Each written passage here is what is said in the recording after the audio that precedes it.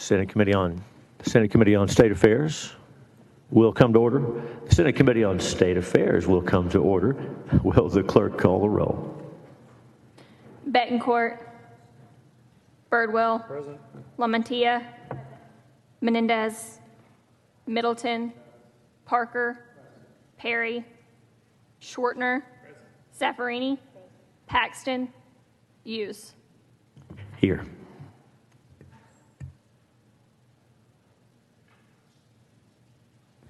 A quorum is present. Good morning to those joining us in person and also watching over the broadcast. This is, of course, our initial meeting for the Senate Committee on State Affairs. We'll ask in a moment each member to make some opening remarks if they see fit, and also introduce their staff that will be working with us on the Committee on State Affairs. So, Senator Birdwell, would you have anything you want to say? You want to introduce your staff who's working with us? Absolutely, Mr. Chairman. Thank you for the opportunity. Joining me on the staffing State Affairs is my senior policy analyst, Michaela Arthur. She's a graduate of Tarleton. Got her from Representative Rogers over in the House in the interim, and she's been on Team Birdwell since, June, I think? So we are proud to have her on board and look forward to our service in the State Affairs this coming session. Thank you, Senator. Thank you, Senator Birdwell. Senator Schwartner. Thank you, Mr. Chairman. It's an honor to be back on State Affairs and serving, trying to deal with some of the most important issues that affect many people in Texas. Helping me on staff is Jacqueline Hill, who came over from the House. She worked with Drew Darby and is well respected and well versed in a whole host of policy areas. Thank you. Senator Zaffarini. Thank you, Mr. Chairman. I'm delighted to be back on State Affairs, I believe, for my 5th consecutive session, and it certainly is a lot of hard work and well worth it. So thank you, and congratulations to you on your reappointment. Thank you, Senator. Thank you. 2 of my legislative aides, Courtney Fontaine and Mike Honorato, will be covering State Affairs this session. They're back here. Courtney is a 2021 graduate of Tulane School of Law, and this is her first session. Mark is a 2018 graduate of Texas Tech.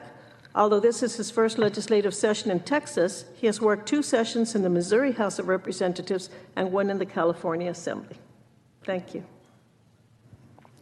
Thank you. Senator LaMantia. Thank you, Mr. Chairman. I'm very excited to be serving here on State Affairs, and I know I'll be learning a lot from many of you. But so my staff here is Reed Johnson. He's my chief of staff. He's a graduate of Texas A&M College Station and from St. Mary's Law School, and he's served here in the House and now in the Senate for quite a number of years.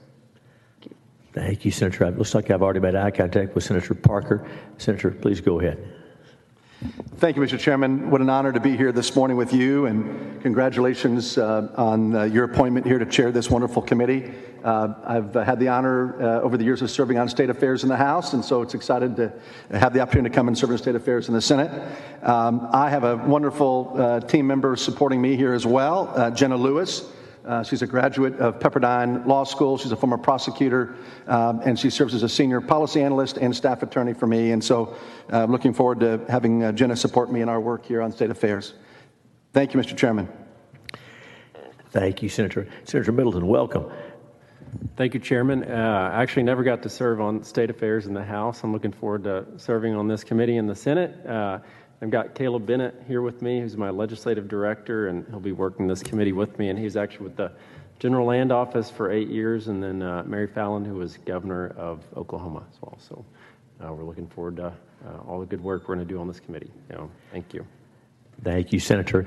And as far as the committee staff, which each of you has interacted with to a degree, and you'll continue to, and members of the public do as well, Taryn Taylor is our committee clerk. Taryn was deputy clerk during the last session, worked with us for a while, and now come on full-time.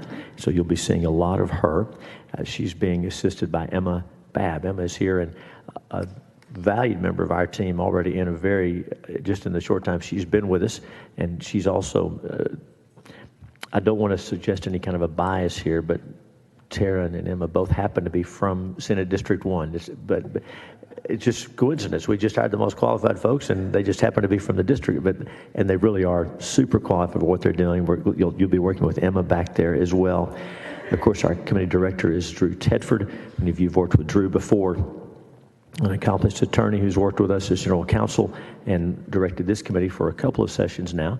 And then Katriana Corkle, another sharp lawyer from our team's deputy director. You'll be seeing her. She'll also be running over on the jurisprudence committee to the extent we have some overlap. You'll be seeing her as well. She had worked with Senator Perry before joining us.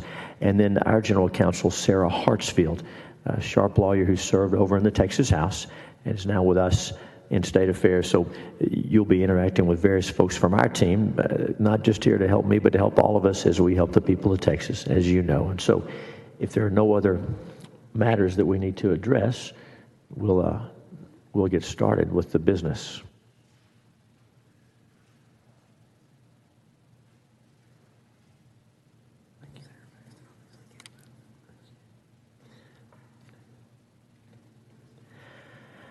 Of course, one of the important matters we have to do is adopt the rules. And so each member was provided a copy of these. These have been put out with the notice.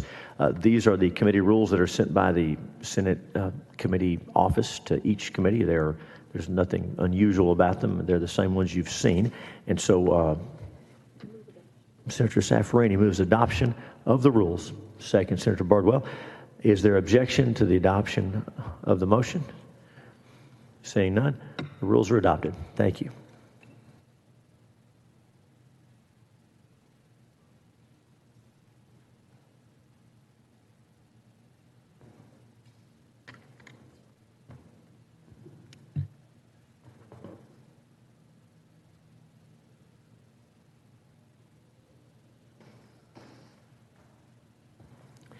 The chair lays out Senate Bill 578 and recognizes its author, Senator Safraini, to explain the bill. Senator? Thank you, Mr. Chairman.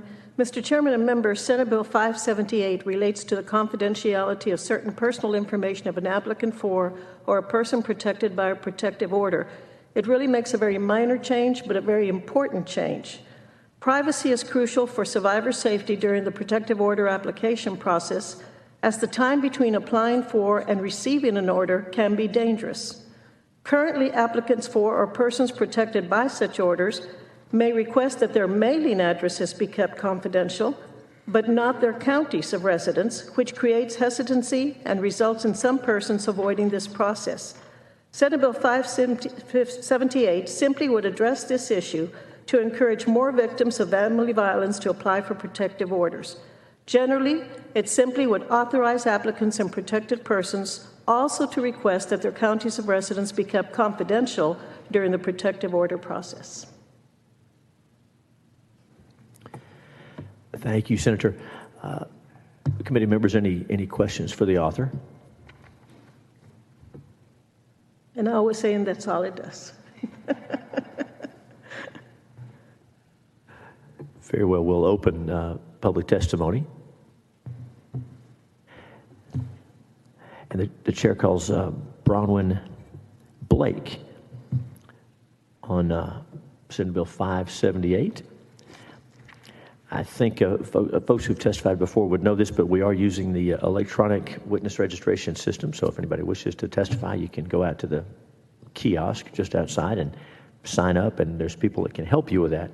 Please go ahead, have a seat. Just pick one. Make yourself comfortable. One that's got a microphone.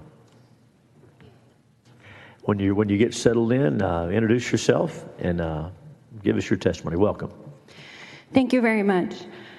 My name is Bronwyn Blake, and I'm the Chief Legal Officer at the Texas Advocacy Project. We provide free legal services for survivors of all types of abuse. We've been doing this for over 41 years, and I have been representing survivors in protective orders for 18 years. Senator Zaffarini is correct. We know that when someone leaves, an abuser can be the most dangerous time. The vast majority of family violence-related homicides occur directly after separation. In fact, women in abusive relationships are 3.6 times more likely to be killed in the period immediately following separation. This was the legislative intent behind the statutory scheme creating protective orders to keep people safe quickly and efficiently after they've left an abuser. protective orders work.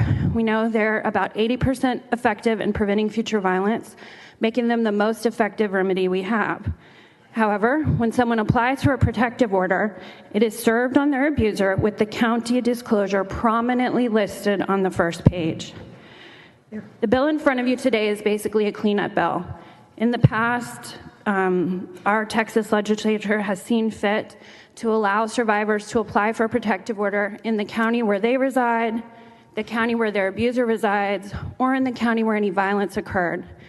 In my work, frequently survivors choose to apply not where they reside, but where the abuser resides or where the violence occurred to keep their county confidential. That is part of their safety planning process. In 2013, that law was passed. Later, in 2017, the Texas legislature said you can keep your whole address confidential. You do not have to write it on a protective order. And they spelled out a process to still allow law enforcement to know that address and keep that survivor safe. This one last piece of information that is being revealed to abusers is the last thing that needs to happen to enact what was essentially supposed to be happening in 2017. County confidentiality is essential for survivors of domestic abuse because it provides them with a secure way to protect their location from abusers. You may think, well, disclosing the county doesn't let somebody know where they are, but your abuser is very likely to have close eyes on your entire support network. So if you, for example, were to flee Tarrant County and come stay with your sister in Travis County, file for protective order that says, I'm in Travis County, your abuser would immediately know you're at your sister's house and know how to find you. Senate Bill 578 offers valuable support and resources to survivors of domestic abuse. Thank you for considering this bill. Thank you for your work and for your testimony. Members, any questions for the witness? Thank you very much. Thank you, Mr. Chairman. Thank you, Senator. Anyone else wishing to testify on, for, or against Senate Bill 578?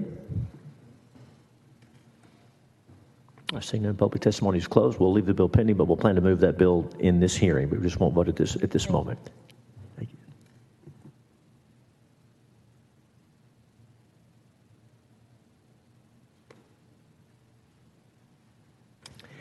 The chair now lays out Senate Bill 599 and recognizes its author, Senator Birdwell, to explain the measure. Thank you, Mr. Chairman. Members, this bill seeks to provide district clerks the same opportunity already given to other judicial officers and certain officers of the court in regards to obtaining a license to carry and carrying firearms or handguns into their place of work. Currently, a person is not allowed to carry a handgun on the premises of any government court or offices utilized by the court unless they are specifically exempt by statute. Judicial officers and certain officers of the court are exempt from this restriction provided the officer has a license to carry. District clerks who transport the funds collected from courthouse sales and fees to the county treasurer, sometimes with minimal or no security, are not among those who are exempt and are not permitted to carry a handgun on any court premises. Senate Bill 599 would simply add district clerks to the pre-existing list of judicial officers and officers of the court who are allowed to carry a handgun onto the premises of government courts. This bill will not affect the local judge's ability to adopt security policies and procedures over their courts and would afford the district clerks the opportunity to protect themselves as they perform their duties. Members, my McLennan County District Clerk, John Gimble, is here as a witness because he's the one that brought the issue to me, and happy to support my local officials. With that, I appreciate your affirmative support of the bill. Thank you, members. Thank you, Senator Birdwell. Members, any questions for the author before we begin testimony? Very well. The chair calls Honorable John Gimble. He's coming from way over there. All right, here he comes. Take your time, Your Honor. Our McLennan County District Clerk to testify for the bill. We do have a few other witnesses who've registered. And again, for those who may be new to the process, if you wish to testify on any bill before the Senate Committee on State Affairs, everybody gets to have a voice here. So make your way just outside this room. There'll be an electronic kiosk where someone can help you get registered. Welcome. Even though we know you, introduce yourself and give us your testimony. Good morning. I know a few of you all. Good morning, senators and chairmen. I serve with Senator Zaffarini on the Judicial Council, and known some of y'all for years, but I was surprised when I got elected district clerk that I couldn't defend myself on the way in or out of the courthouse, as I'm not allowed to bring a gun into the courthouse. Oftentimes across the state, you'd find that your district clerks are located in the courthouse. Occasionally, they'll be in another court building, but almost always we're attached with the courts, and we're the only judicial officer in the courthouse, generally, that is not allowed to concealed carry or open carry to your offices.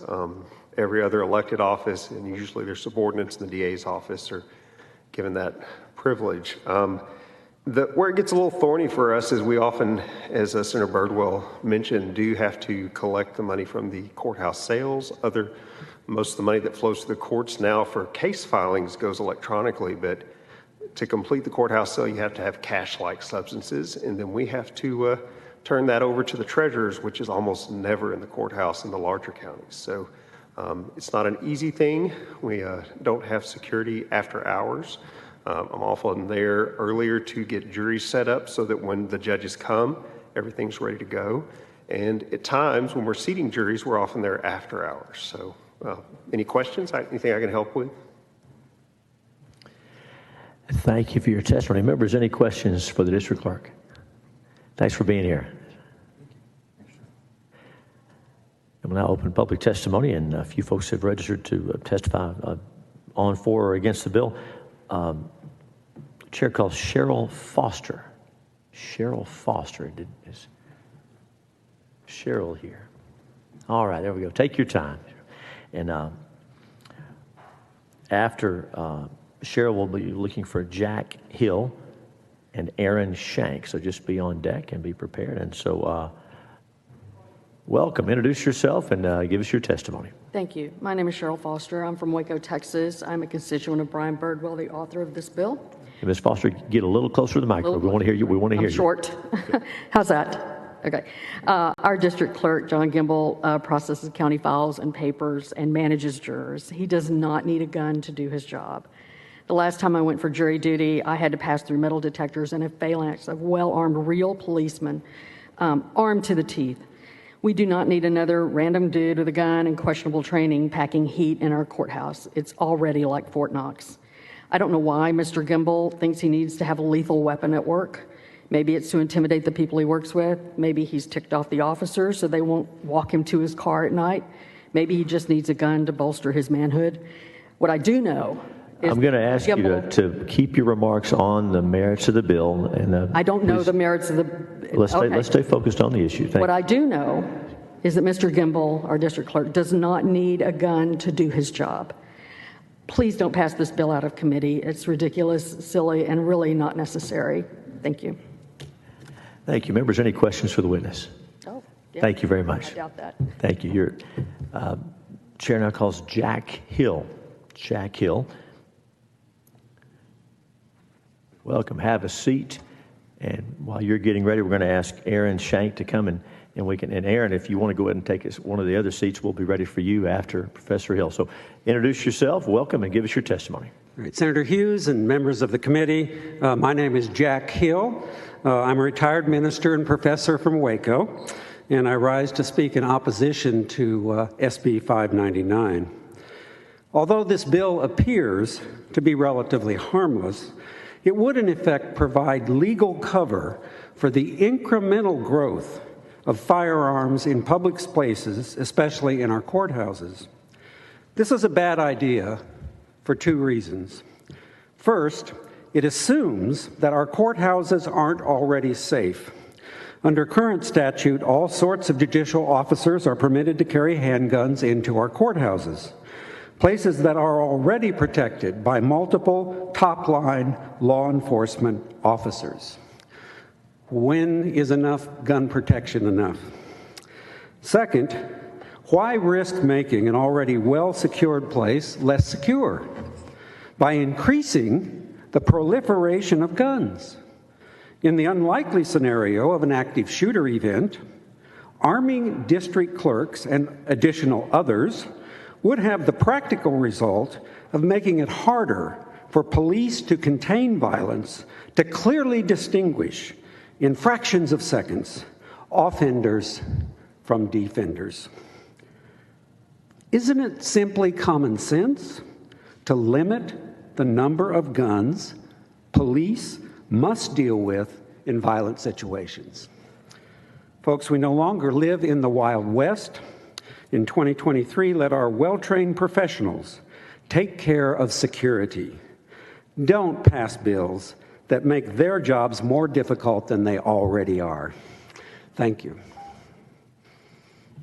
Thank you for your testimony. Members, any questions for the witness? Thank you for being here. The chair now calls Aaron Shank, and while Aaron is coming, we'll ask C.J. Grisham to just take another seat, and we'll get to you next. So, Aaron, welcome. Introduce yourself and give us your testimony. Thank you, Senators. And get a little closer to the microphone. Thank you, Senators. My name is Aaron Shank, and on November 5th, I'll celebrate my 40th year of being an attorney in this great state. I have represented clients throughout the state of Texas in federal and state court, but primarily in the courthouses in Waco, Texas. I'm also a member of the board of directors of the Waco-McLennan County Bar Association. The Waco Courthouse is one of the most protected buildings in McLennan County, as you've heard from the prior witnesses. Very, very safe place to work. You have to go through metal detectors with armed guards to get in. The judges have panic buttons. There's security cameras everywhere. There's police everywhere. Obviously, defendants are coming in and out of the courtroom, many in the criminal justice system. They are accompanied and shackled. So I dare say that our courthouses are much more safe than my modest law office a couple of blocks away.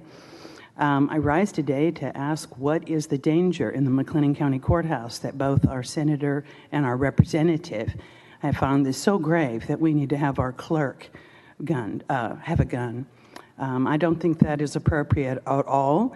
Again, this is the office where documents are filed, and they are primarily e-filed, so there's not any contact with the general public in e-filings. And I think we've had enough workplace violence in America and in Texas. And so if you like an office of clerks, someone have a gun in there, we may see more workplace violence. I just do not think this is necessary. The bar has not been approached on this. I don't believe the judges have. I don't know that personally, but I've not seen anything where our judges have been notified of any danger. And so I rise to oppose this bill as I find it unnecessary. Thank you, sir. Thank you for your testimony. Senators, any questions for the witness? Thank you very much. You're excused. The chair calls C.J. Grisham. Welcome. Introduce yourself and give us your testimony. I don't think that one was working. Oh, is there a button? Oh, that's why. My name is C.J. Grisham. I come here representing myself as well as the nearly 60,000 members of Open Carry Texas in support of this bill. There is absolutely no reason that anybody with a license to carry should be prevented from being able to carry. So we support any bill that's going to expand the right of people to defend themselves, okay? The key word there is defend themselves. Workplace violence is initiated by people who do not have a license to carry. This bill requires that. What does that mean? That means that they're background checked, they're fingerprinted, they go through training, they have to know the law on when they can and cannot use force. And the statistics show that a license to carry owner in Texas is 6 times less likely to commit a crime than a law enforcement officer. That doesn't mean that law enforcement officers are bad. The stats are still very low. We're talking 1.9% versus 0.3% for license holders. It's just to tell you that when people say we have enough law enforcement officers, well, that doesn't exactly make some people feel very safe.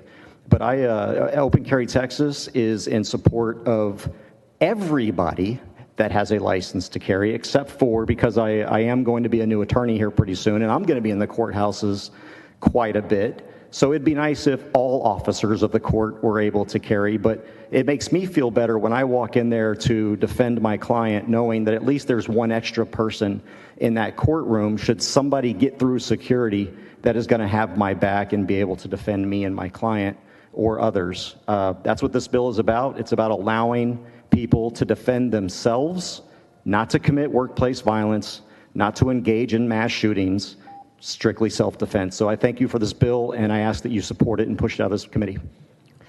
Thanks for your testimony. Members, any questions for the witness? Okay, thank you very much. You're excused. The chair calls Bradley Hodges. Bradley Hodges. Oh, very good. Take your time. We got you. Take your time. Mr. Hodges is the last witness we have registered on this bill. Hodges, welcome. You've done this before. Introduce yourself and give us your testimony. Just Brad Hodges, representing self. CJ covered it. I won't waste your time. Just one minor point. Everyone in that building is supposed to be, they have one job function and one job function only. It's to protect, preserve, and promote our rights, life, liberty, and prosperity, and so forth. That includes our Bill of Rights, which includes the Second Amendment, right? Straight up. It's black and white, law of the land. Okay, so if you can't trust your district clerk to abide that, why is he a district clerk? It does not follow. So, good bill. The authority is clean. The intent is good. Yes. Thanks for your testimony. Members, any questions for the witness? Thanks very much. Anyone else wishing to testify on, for, or against Senate Bill 599? Seeing none, public testimony is closed. The bill will be left pending at this time.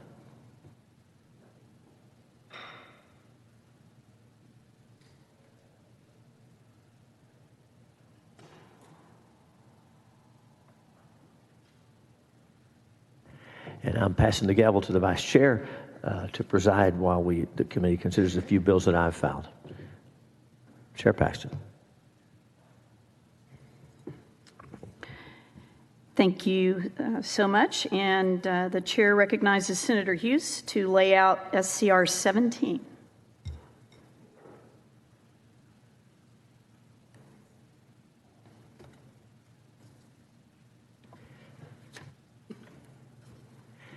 Thank you, Madam Chair. The U.S. Supreme Court has had 9 members since 1869, just a little bit before the time this building was built.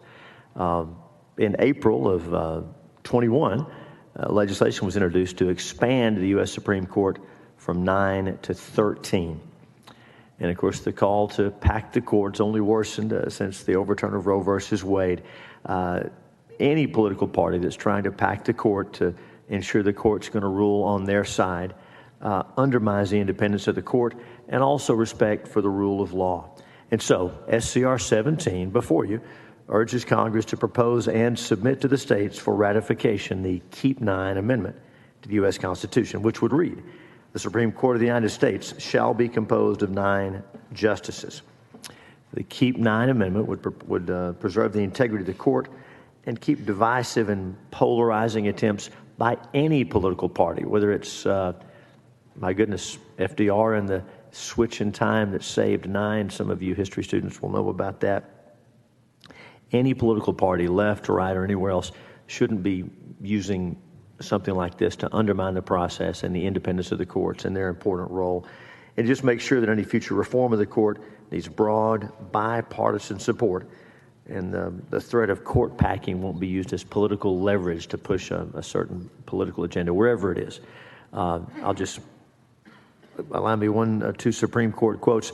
9 seems to be a good number. This is a quote. If anything would make the court appear partisan, it would be that.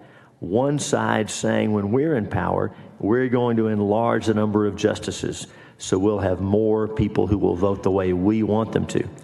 So I am not in favor of that solution to what I see as a temporary situation, unquote.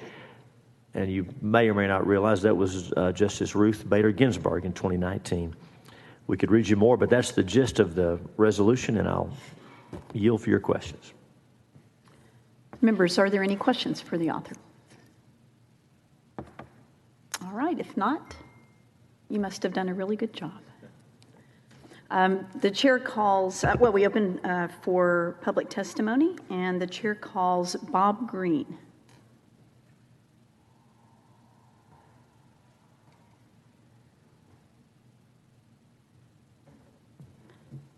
Thank you, Mr. Green, and if you would please state your name for the record and begin your testimony. My name is Bob Green. Mr. Chairman, members of the committee, thank you for the opportunity to testify. My testimony will be very short and sweet. If it ain't broke, don't fix it. We need to go ahead and maintain the number of justices we currently have on the Supreme Court. It's worked well for, as you said, since 1869, and there's no reason to try and modify it. If you have any questions, I'll try to answer them. Members, are there any questions for the witness? Thank you. Thank you very much.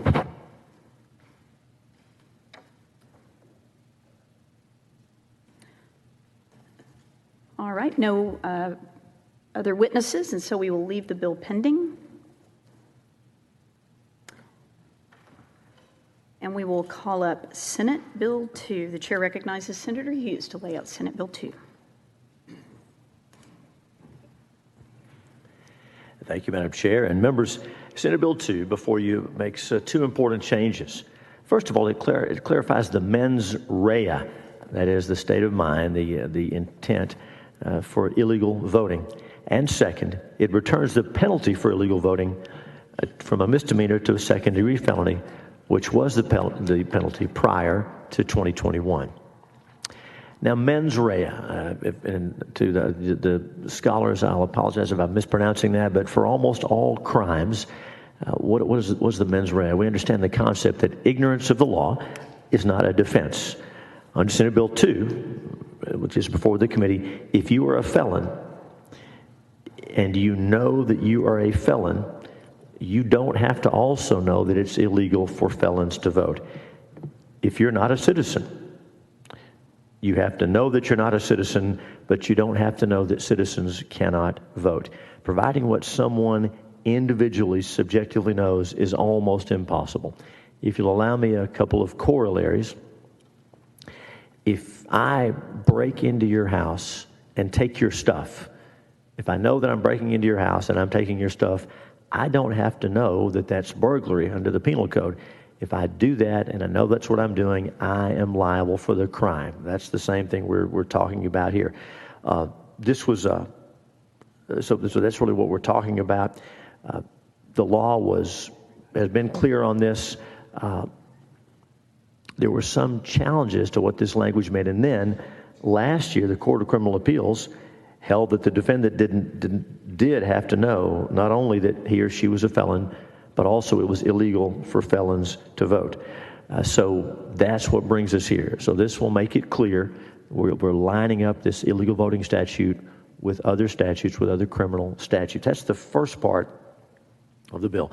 And by the way, the law was not written to be interpreted this way, and this is an attempt to clean it up and restore its clear intent so that prosecutors know what to do, so that people know how to order their conduct, and so that judges know how to apply the law. And then the second part of the bill, during the second call session of the 87th legislature, seems like a long time ago now, the House amended Senate Bill 1. You'll recall that was a broad election reform bill, Senate Bill 1. The House amended SB 1 to change illegal voting from a second-degree felony to a Class A misdemeanor. Now, for some historical context, illegal voting has been a felony for almost 50 years.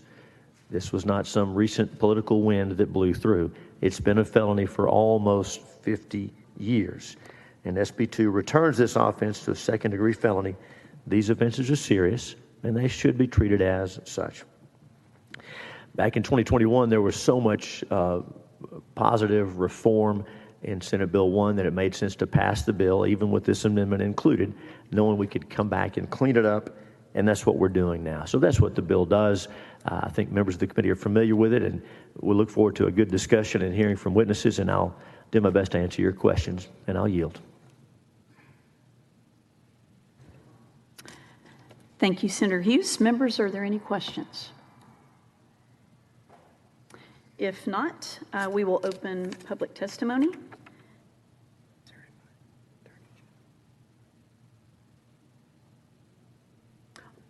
Okay, first we will actually call up some invited testimony.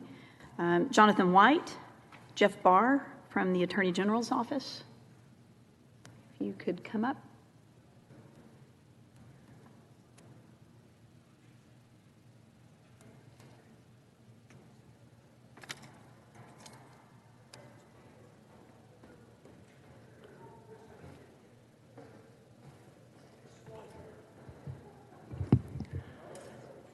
Thank you.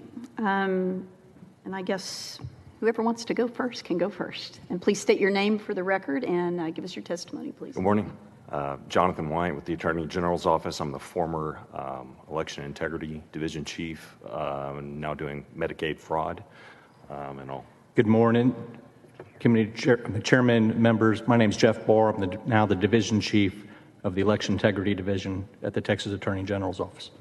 And we're here as resource witnesses for any questions that the committee might have. Madam Chair. Members, are there any questions for the witnesses? I've got a couple that I don't want to preempt Senator anybody Hughes, else. you're recognized. Thank you, Madam Chair. So two discrete provisions of this bill that do fit together and work together. To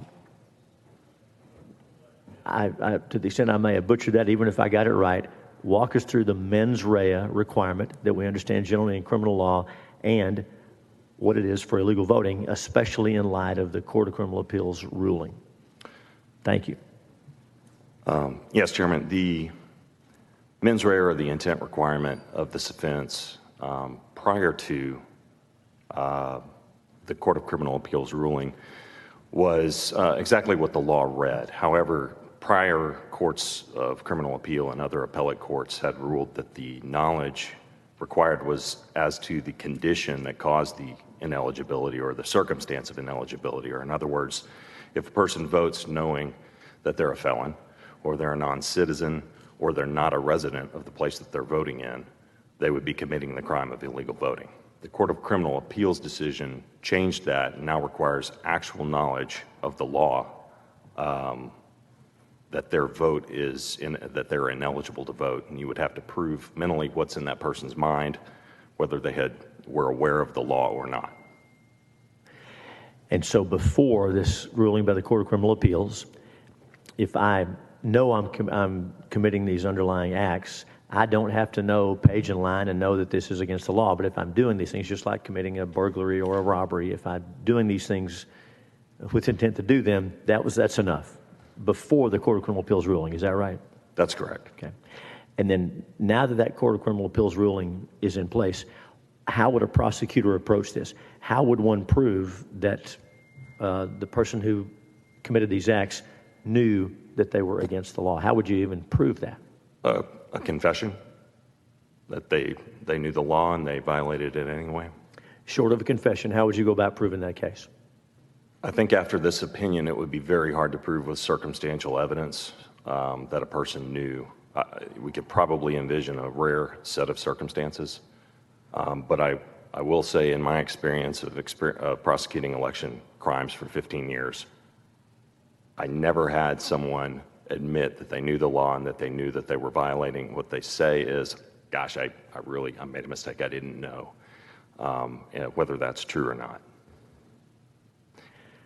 Thank you. If other members may have questions, I may come back to you a little bit later, but I'll yield so I don't hog all the time.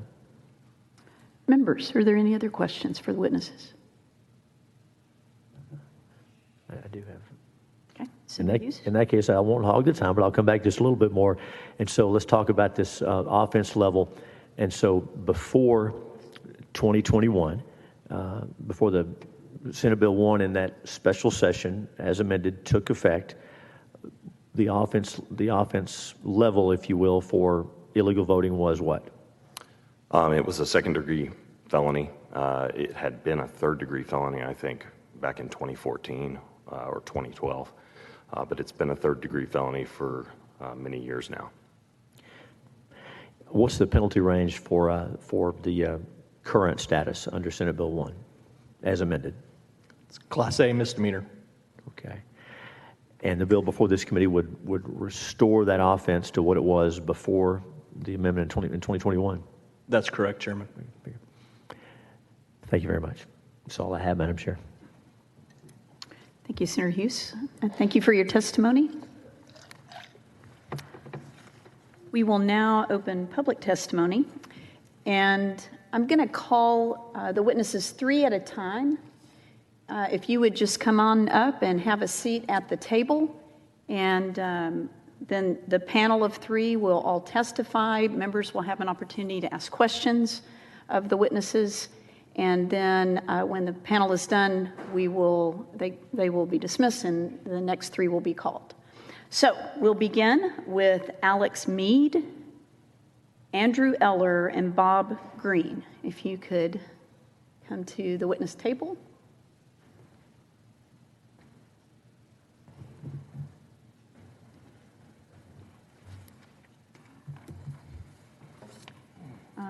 Mr. Mead, if you would begin and state your name for the record and then give us your testimony, please. Sure. Thank you, Madam Chair, members of the committee. Alex Mead for myself against the bill.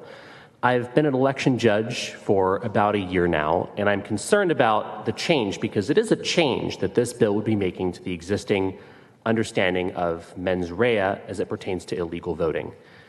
At the May election last year, a gentleman came into my polling place, and I looked him up in my tablet that I used to check in voters. Couldn't find him. That's all right. There's a process for that. We called the voter registration division. They couldn't find him either. I specifically remember the voice in the phone after I described the situation going, "Interesting. Let me put you on hold for a bit." 15 minutes on hold, they still couldn't figure it out. So that's all right. Again, there's a process for that. I asked the gentleman to vote a provisional ballot, which he did. Turns out this voter ran into the only case that I know of in Texas law where an otherwise valid voter registration expires at the end of a fixed term.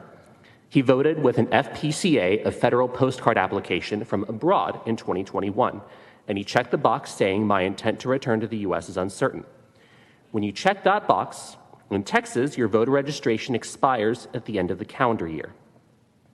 Now, this gentleman knew that he had voted an FPCA and checked that box. He knew of the circumstance that made him ineligible to vote. He had no idea that that made him ineligible to vote. He explained the situation to me. I didn't know. Neither did any of my election clerks. Neither did the person that I talked to at voter registration. Neither did anyone she could find in 15 minutes of putting me on hold. I specifically remember she said she'd never seen that code in the database before. So if none of us knew that that made him ineligible to vote, how's a voter supposed to know that? If you want to go after election fraud, go after the criminals, the few that there are, but please don't criminalize honest mistakes. So I'm concerned about the mens rea change this bill makes, and I urge you not to report it from committee. Thank you. Thank you for your testimony. And actually, members, we'll have all of the witnesses testify, and then if you have questions, we'll ask them at the end. Mr. Eller. Yes, my name is Andrew Eller, and I'm the State Republican Executive Committee man for Senate District 24. I'm here testifying on behalf of the State Republican Executive Committee and the Republican Party of Texas, as well as myself. And we are for the bill. Just a little bit of background about myself. I have worked 27 years as an election judge, mostly at poll sites, but most recently in Central Count. That gives me a lot of expertise behind what I've seen that's happened. And the other thing is I would work election day as a poll site judge and then turn around and be a poll watcher at Central Count. So I've seen just about everything that's happened. I will just say that this is a common sense bill, that it's nothing new. It's restoring the penalties to where they were before the 87th legislature's second special session. That's what they were for a long time. I think Senator Hughes mentioned 50 years. And it's just restoring where we need to be. I think if you think about what's happened recently with reduced penalties and DAs not wanting to prosecute misdemeanor crimes, this is just another way to make sure that we do put impetus into the law to try to deter the crimes. And a felony is one of those things that would help. There are a couple of common misconceptions that are out there, and one of them I want to hit is they say, well, there's not a whole lot of illegal voting going on, but say you were that one person, and these are actually two instances I know of. You were that one person who was in a municipal race in Bell County that was in a tie vote. And one of those votes was an illegal vote, and it was against you. That would hurt you. And we see a lot of those instances where there's a single vote that separates candidates. Also, in Bell County, we had a bond election where the bond actually passed by only 2 votes. So what would happen if just 1 or 2 votes had happened that were illegal? That's why it's extremely important to everybody to put this back to a felony penalty where it was, and I urge you to vote this out of committee. Thank you. Thank you for your testimony. Mr. Green. Mr. Chairman, there we go.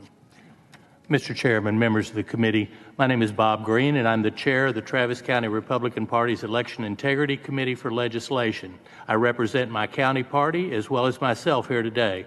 The following is my testimony in favor of Senator Brian Hughes' SB 2, a simple bill that would restore felony status to certain violations of the Texas Election Code that were reduced just prior to the passage of SB 1, the Omnibus Election Integrity Bill, near the end of the 87th Texas Legislature.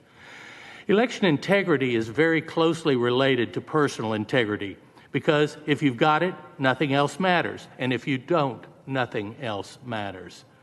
Without a doubt, the integrity, transparency, fairness, and accuracy of our elections is vital to maintaining the viability of our constitutional republic. If we look to the nature of laws, be they civil or criminal, it's vital to look at the penalties established for violations. I think that the vast majority of us would agree that it's a very serious violation to both knowingly vote illegally for yourself or under someone else's name. Why? Because an illegally cast vote cancels out a legally cast vote. And that's your vote being negated. And if that's your vote being negated, it becomes impossible to feel confident in the accuracy of the election results. That said, we currently have a very bad situation in several large counties in Texas, namely that there are a number of leftist district attorneys and criminal district attorneys that are routinely refusing to prosecute serious property crimes and even violence-related offenses. And then there was the recent ruling, the Texas Court of Criminal Appeals, that it is unconstitutional for our Texas Attorney General to prosecute violations of election fraud. The point of this is to aver that there is no way that these district attorneys will prosecute election code violations if they are only designated as misdemeanor offenses.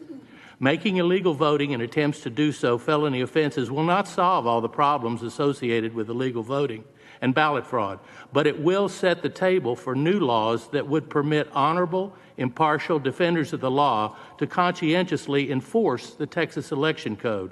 Thank you, and I'll be happy to answer any questions you may have. Thank you very much. Members, are there any questions for the witnesses? Senator Zaffirini, you are recognized. Yes, and this is for any or all of the witnesses. First, are you aware that a second-degree felony, the punishment for a second-degree felony is 2 to 20 years and/or a $10,000 fine versus a Class A misdemeanor, which would have a penalty of 1 year and/or a $4,000 fine and would include aggravated assault, deadly conduct, and terroristic threats? Would you think that a person who made an honest mistake should have that more severe punishment in comparison to the punishment for aggravated assault, terroristic threats? I think there would be judicial discretion in the case of something like that, but I don't feel that the penalty is too severe. As I said, it involves election integrity, and if you don't have it, everybody is going to suffer from it. And we don't want to open pathways, and we want to make it clear to people who may be going in there. Maybe we put up signs at every polling place that describes this. You may not vote if da da da da da.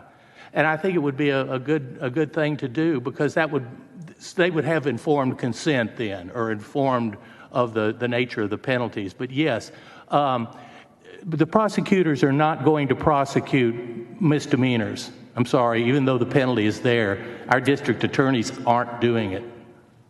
Well, thank you for that comment, because my next question was going to be, do you have suggestions for the appropriate punishment for someone who really does make an honest mistake? And you're saying that we should perhaps prevent it through signs and other means. I think that would be an appropriate approach to it, to make sure in big letters. You know, we have a lot of postings now at our polling places. I've been a precinct chair and an election judge for about 12 years myself, and there are a lot, and people don't really look at them that much, but if you put it in big enough letters, I think they would. Perhaps, Mr. Chairman, a friendly floor amendment? Mr. Chairman, can I go ahead and as you recall in Senate Bill 1, we also made it clear and put an extra burden on judges to clearly and unequivocally admonish people when they are sentenced for a felony, whether it's by a plea or by a trial, to make sure they know the consequences. Now, it does Right, but affect his their voting suggestion rights. was that we try to prevent it perhaps by appropriate signage at the polling places. I think we should be open to anything like that. That'll, Okay, that'll so help. would you consider a friendly, I'm Oh. not saying commit, but would you Yes, consider ma'am. a friendly Yeah, amendment? let's talk about it. Thank you. Thank you, sir. And I was just going to, answer the same question. The way I see it is, yes, and I do understand that, but the way the law is written, you have to intentionally or knowingly make the mistake. And so innocent mistakes, I don't think are going to be prosecuted. It's pretty clear to me, and we see this all the time. We have election judges within the county that make innocent mistakes, and a lot of those they're prosecutable offenses, but they don't get prosecuted because they're innocent mistakes. And I have had conversations with the Attorney General's office prior to the opinion about this, and it was basically stated that if, it's an innocent mistake, you can show that it was an innocent mistake, it's not going to happen. And we also just heard testimony that it's a very high bar to prove that this person did commit it intentionally or knowingly doing what they did. Thank you. Do you agree with your colleague's suggestion there for prevention?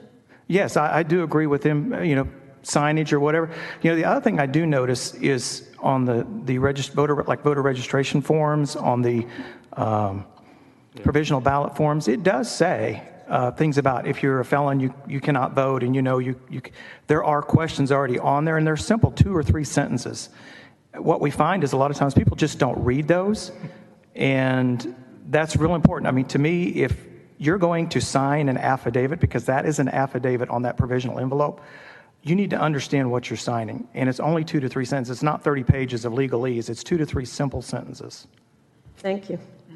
And Madam Chair, with the indulgence of the committee, I'll just say, my view is our laws should be inherently just. They shouldn't rely on the discretion of a prosecutor to prosecute or not prosecute in the case of an honest mistake, especially on an issue like this one where there's acknowledgedly quite a bit of political hemming and hawing about the extent to which we should be prosecuting election offenses.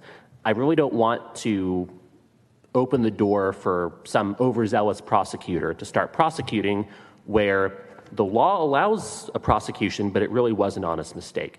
I think the better approach is that our law should not allow honest mistakes to be prosecuted.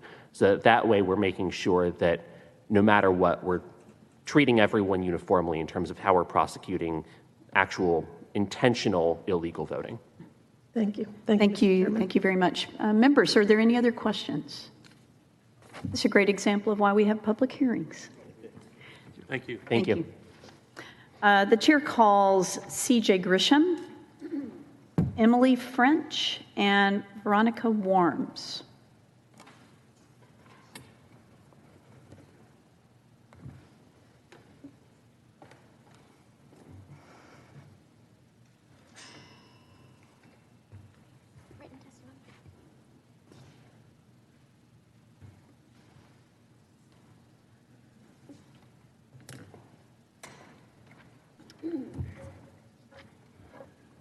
All right. Mr. Grisham, if you would begin the testimony, please. Thank you, Madam Chair. I'm not going to repeat what was already said before. Would you please state your name? Oh, I'm sorry, C.J. Grisham. I'm here in favor of SB 2. I want to read a quote. Vote by mail, that we know, is the greatest source of voter fraud in this state. In fact, all of the prosecutions by the Attorney General, I shouldn't say all, but a great majority of the prosecutions by the Attorney General occur with respect to vote by mail. That was Representative Rafael Anchia. Our democracy depends upon a safe and secure electoral system. Everything in this state, in this country, originates with the voter, the lawful voter. And if we don't have a process which protects that most sacred of rights, which is the right to vote, because that right to vote affects everything. It affects my right to keep and bear arms, because if we vote in the wrong people, I lose that. It affects my right to be able to engage in interstate commerce, because if you vote in the wrong people, all kinds of things happen. Some would say if you vote in the wrong people, they get rid of abortion. So this should not be a left or right issue. Republicans and Democrats engage in voter fraud. The only thing that's going to stop that, because I hear about honest mistakes. Well, then why do we have the law at all? Why, if if we don't care about honest mistakes, why does it matter if it's a felony or a misdemeanor? You're still going to spend a year in jail. It's still a criminal offense. But by making it a felony, we fix what the Court of Criminal Appeals did. That's what your job is here as the legislative branch, is when the court makes a decision that is likely in opposition to what the intent of the legislature is, it's your responsibility to fix that. And we fix that by by putting in here a mens rea requirement. You know, if I jaywalk, I don't get an innocent mistake, I get a ticket. So this applies at all levels, but a felony offense will definitely dissuade people from committing voter fraud. And so please pass this out of the committee. Thank you for your testimony. Ms. French. My name is Emily Evie French. I am here to testify in opposition to SB 2 and its attempt to criminalize good faith mistakes in voting. Under our current law, in order to win a conviction for illegal voting, prosecutors must prove beyond a reasonable doubt that the voter actually knew they were casting an unlawful ballot. People who do not intend to break the law should not go to jail. This is especially true in complicated areas like tax law or election law, where even experts rely on knowledge and intent thresholds to prevent undeserved prosecution. It's not like burglary or jaywalking, these intuitive things where we have crosswalks to lead us in. Election law is like tax law. It's very complicated. It's not intuitive. These knowing requirements are defensive. SB 2 would take away crucial protections of that intent requirement, replacing them with an absurdly low standard that the voter knows of a particular circumstance that makes the person not eligible to vote. This law is, in fact, a very wide net that would criminalize a wide variety of innocent behavior. For example, John submits his voter registration 29 days before an election, not knowing that Texas law requires 30 days before an election. If John shows up to vote, SB 2 could send him to jail for up to 2 years. Because John is doomed by knowing that he submitted his application 29 days before the election, not because he schemed to cast an illegal ballot. He believed he was an eligible voter who was following the law. This type of honest mistake should never result in criminalization. His provisional ballot in that case would not even have been counted. He could have been jailed for 2 years for a ballot that was never going to impact the election. The bill analysis describes this change as a mere clarification. It is not. It is a sea change in the law that would expose countless innocent Texans to felony prosecution for simple mistakes. Instead of one innocent victim like Crystal Mason, there could be hundreds, even thousands. The cases cited in my written testimony show that the illegal voting statute already criminalizes the type of behavior this bill claims to want to deter. You should not have to be a lawyer in order to safely vote without fear of imprisonment. Thanks. Thank you for your testimony. Did you want to ask a question right now? I'll go last. Okay. Ms. Worms. Yes. Hi, my name is Veronica Worms, and I am here to testify today against SB 2, and specifically to oppose the provision in Section 1 that increases the penalty for illegal voting or attempted illegal voting.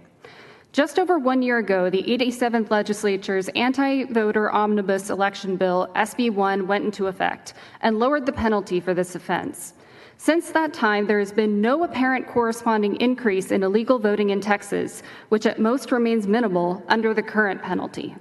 Lowering the penalty did not, in fact, cause Texans to try illegally voting more often. So the question is, how does it serve Texans to increase this penalty now? The bill analysis states that the penalty must be increased because illegal voting offenses are serious and should be treated as such. Yet the current penalty is already serious.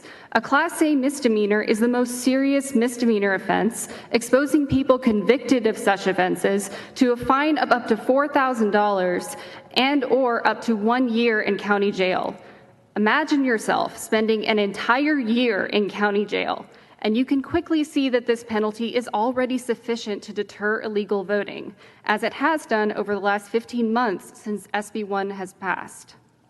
Since the behavior that this law is presumably targeting is not on the rise with a lower penalty, it makes no sense to increase the penalty. The only reason to increase the penalty now is merely for the sake of increasing it. At the same time as it would do nothing further to deter illegal voting, it will waste tax dollars to further incarcerate people unnecessarily and make voting in Texas scarier than it already is. We ask you not to report this bill favorably. Thank you. Thank you so much for your testimony. And I believe Senator Hughes, you had a question for the witnesses. You're recognized. Thank you very much. Thank you each for your testimony. Testimony around this issue seems to be largely hypothetical. There is an actual case to which you referred to. So in the case of Crystal Mason. I can't comment on the ongoing litigation, but I'm interested in your question. Well, you did comment on, I thought you said Crystal Mason. Did I mishear you? Did you reference the Crystal Mason case? Yeah, I stated something that's already in our litigation, but since it's ongoing, I can't say anything I'm not asking you to speak as the lawyer. I'll just talk about public record matters in Crystal Mason's case, and folks can look it up for themselves. And I do appreciate the position you're in. Now, we've talked about honest mistakes and folks making innocent mistakes. In the case of Crystal Mason, in case we've forgotten, she pled guilty in federal court to tax fraud. That's a matter of record. I'd urge everyone to look at that. She pled guilty to in federal court to tax fraud, involved defrauding clients and the federal government. Pled guilty. And then, when she voted that provisional ballot, she signed a statement that said, I have not been convicted of a felony or I have completed my terms. She had not completed those, and she was convicted of a felony. So, again, that's not the best example, but y'all keep bringing it up. So I would just encourage folks to look at that case and see if that's really the poster child. We believe it's a great example for why we need this bill passed. Certainly not a sympathetic case for an honest mistake by someone who didn't understand complicated election law. Pled guilty to federal tax fraud and then signed a statement upon that provisional ballot saying, not been convicted of a felony or completed my terms. I hope folks will take a look at the Crystal Mason case. Thank you. Thank you, Senator Hughes. Members, any other questions? All right. Thank you very much. Thank you for your testimony. The chair calls Bill King, Carla Fleming Jones, and Adonis Griffith. Bill King, Carla Fleming Jones, Idona Griffith.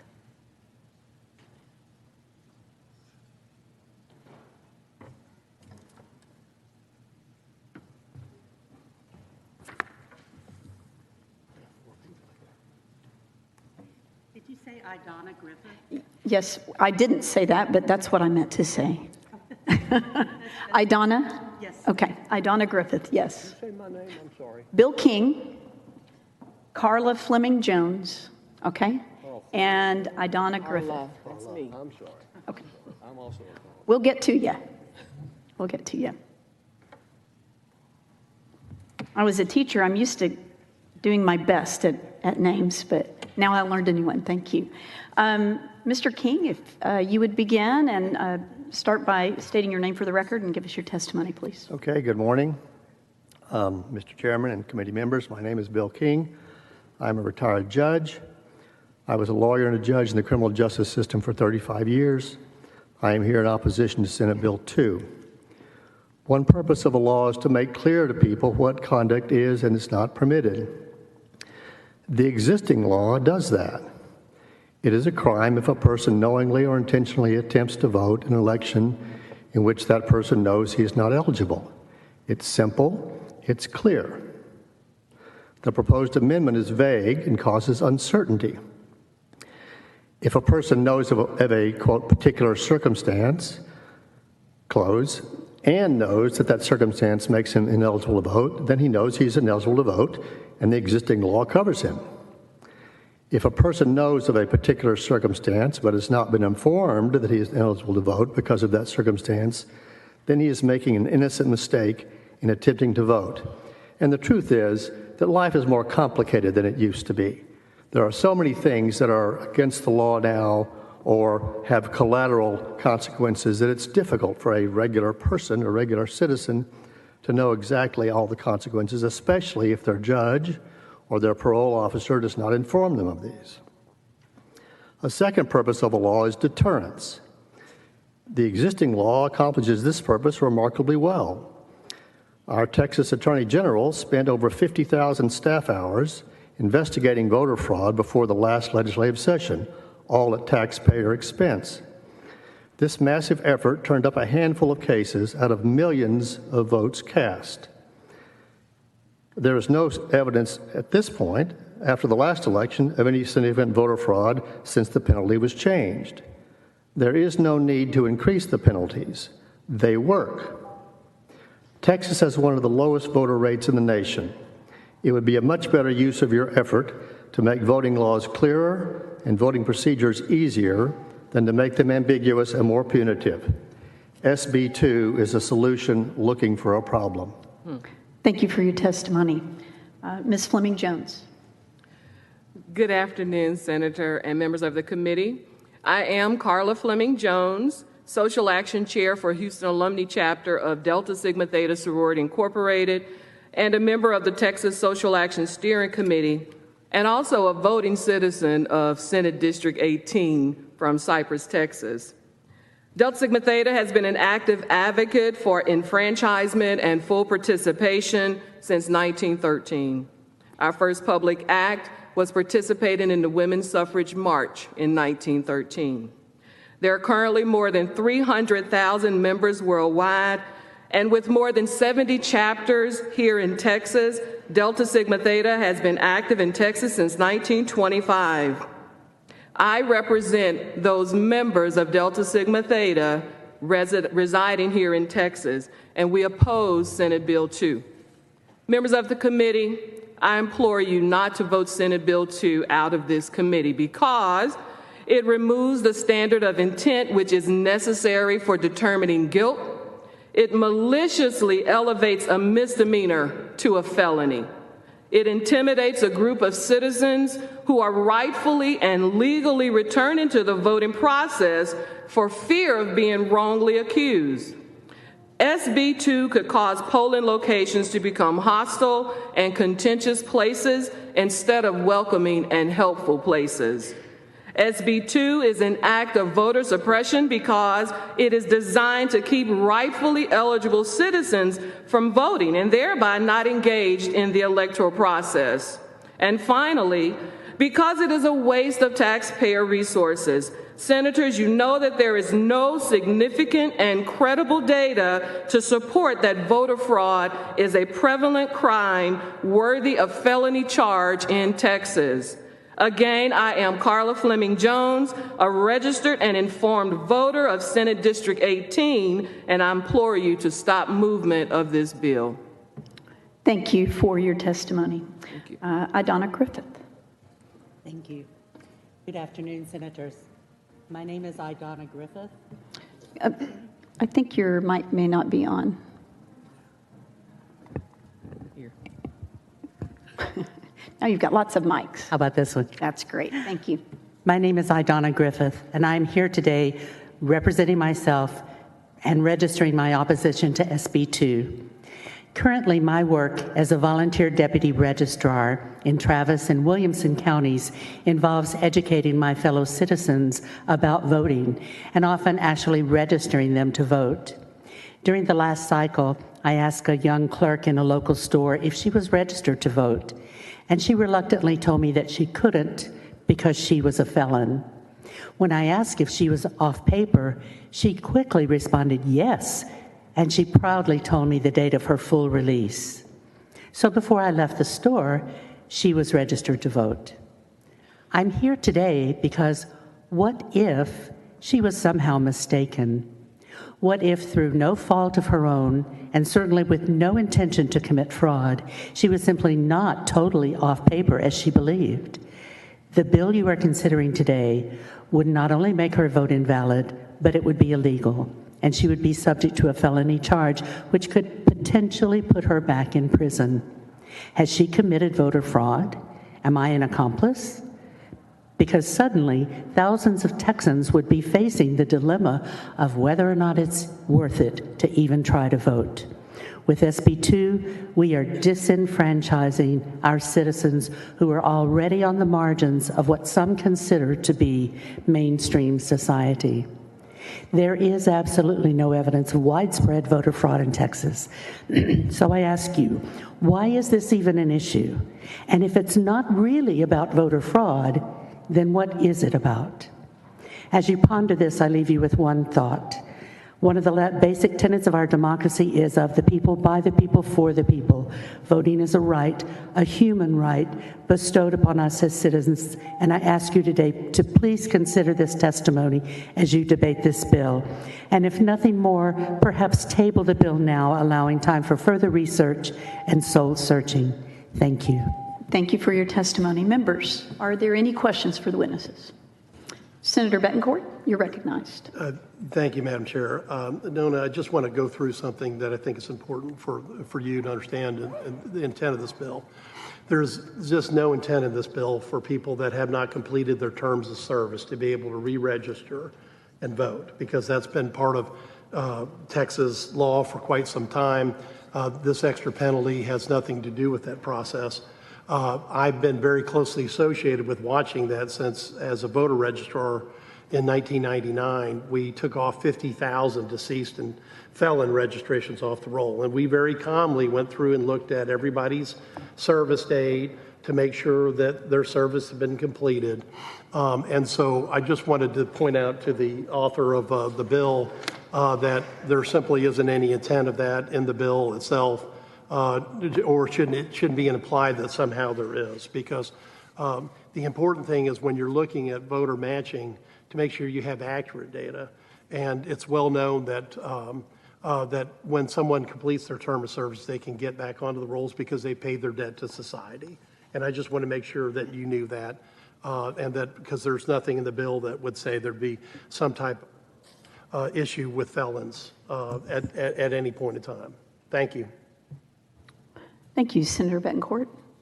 Any other questions, members? If not, you're dismissed. Thank you for your testimony. Thank you. Chair calls Carl Jones, Holly Prendergast, and Susanna Carranza.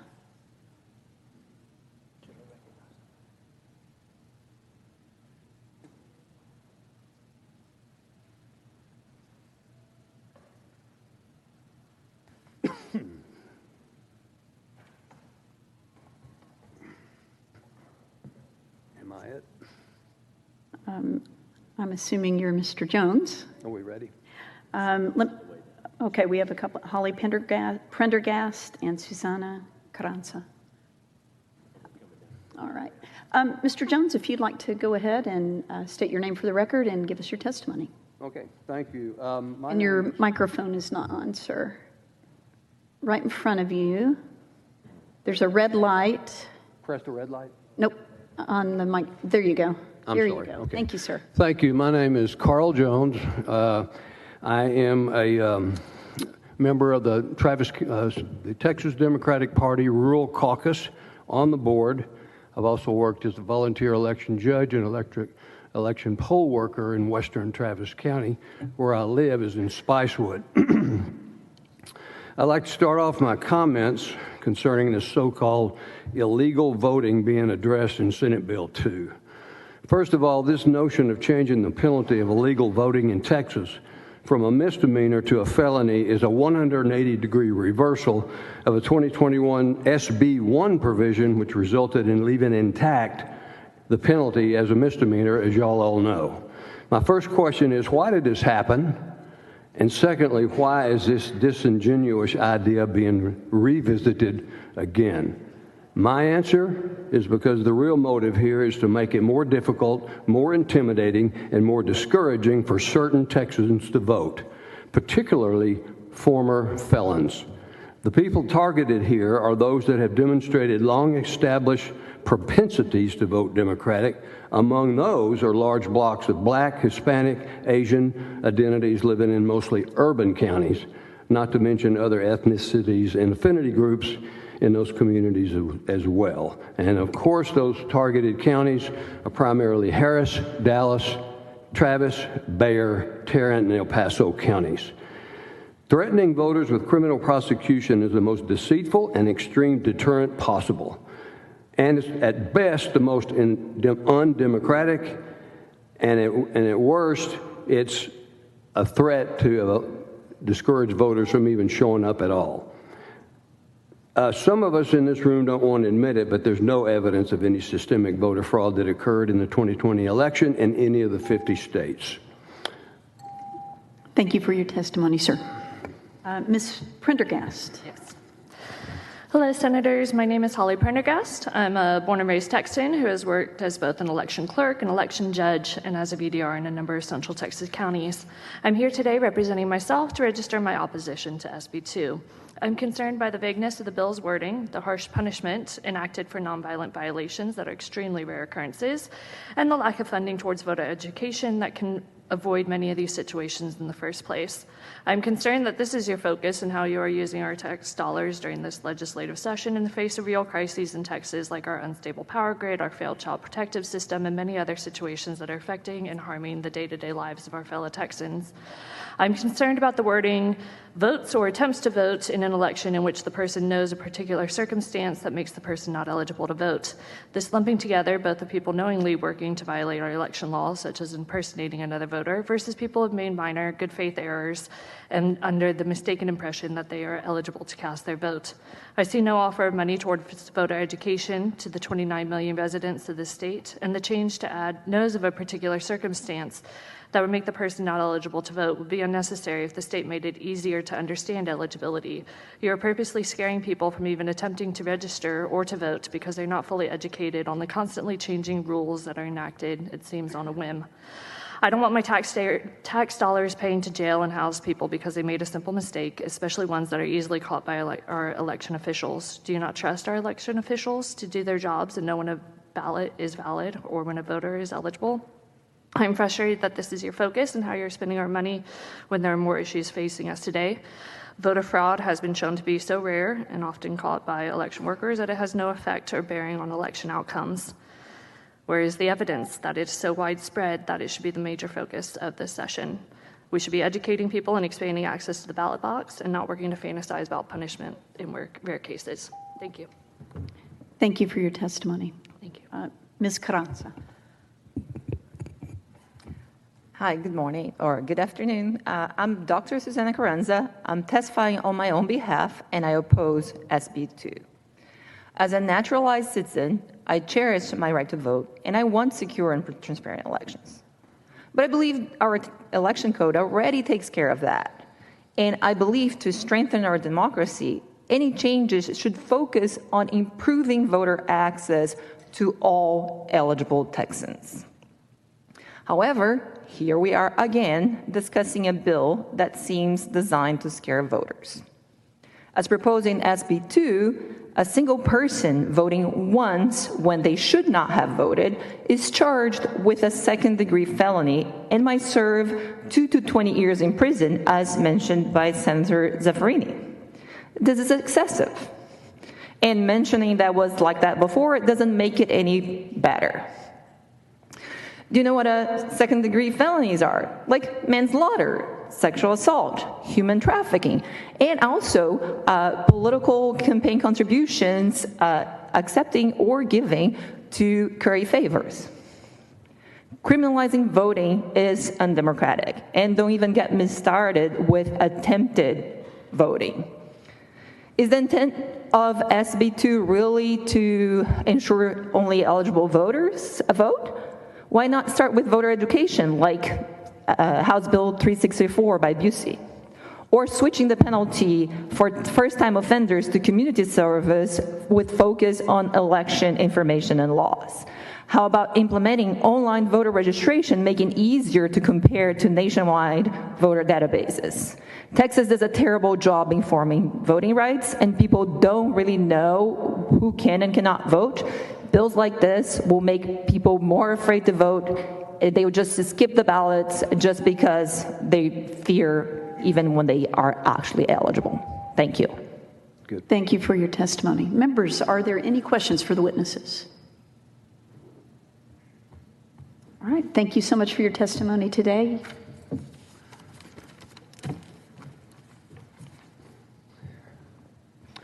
The chair calls John Turner, Eldon Pearson, and Francesca Leahy.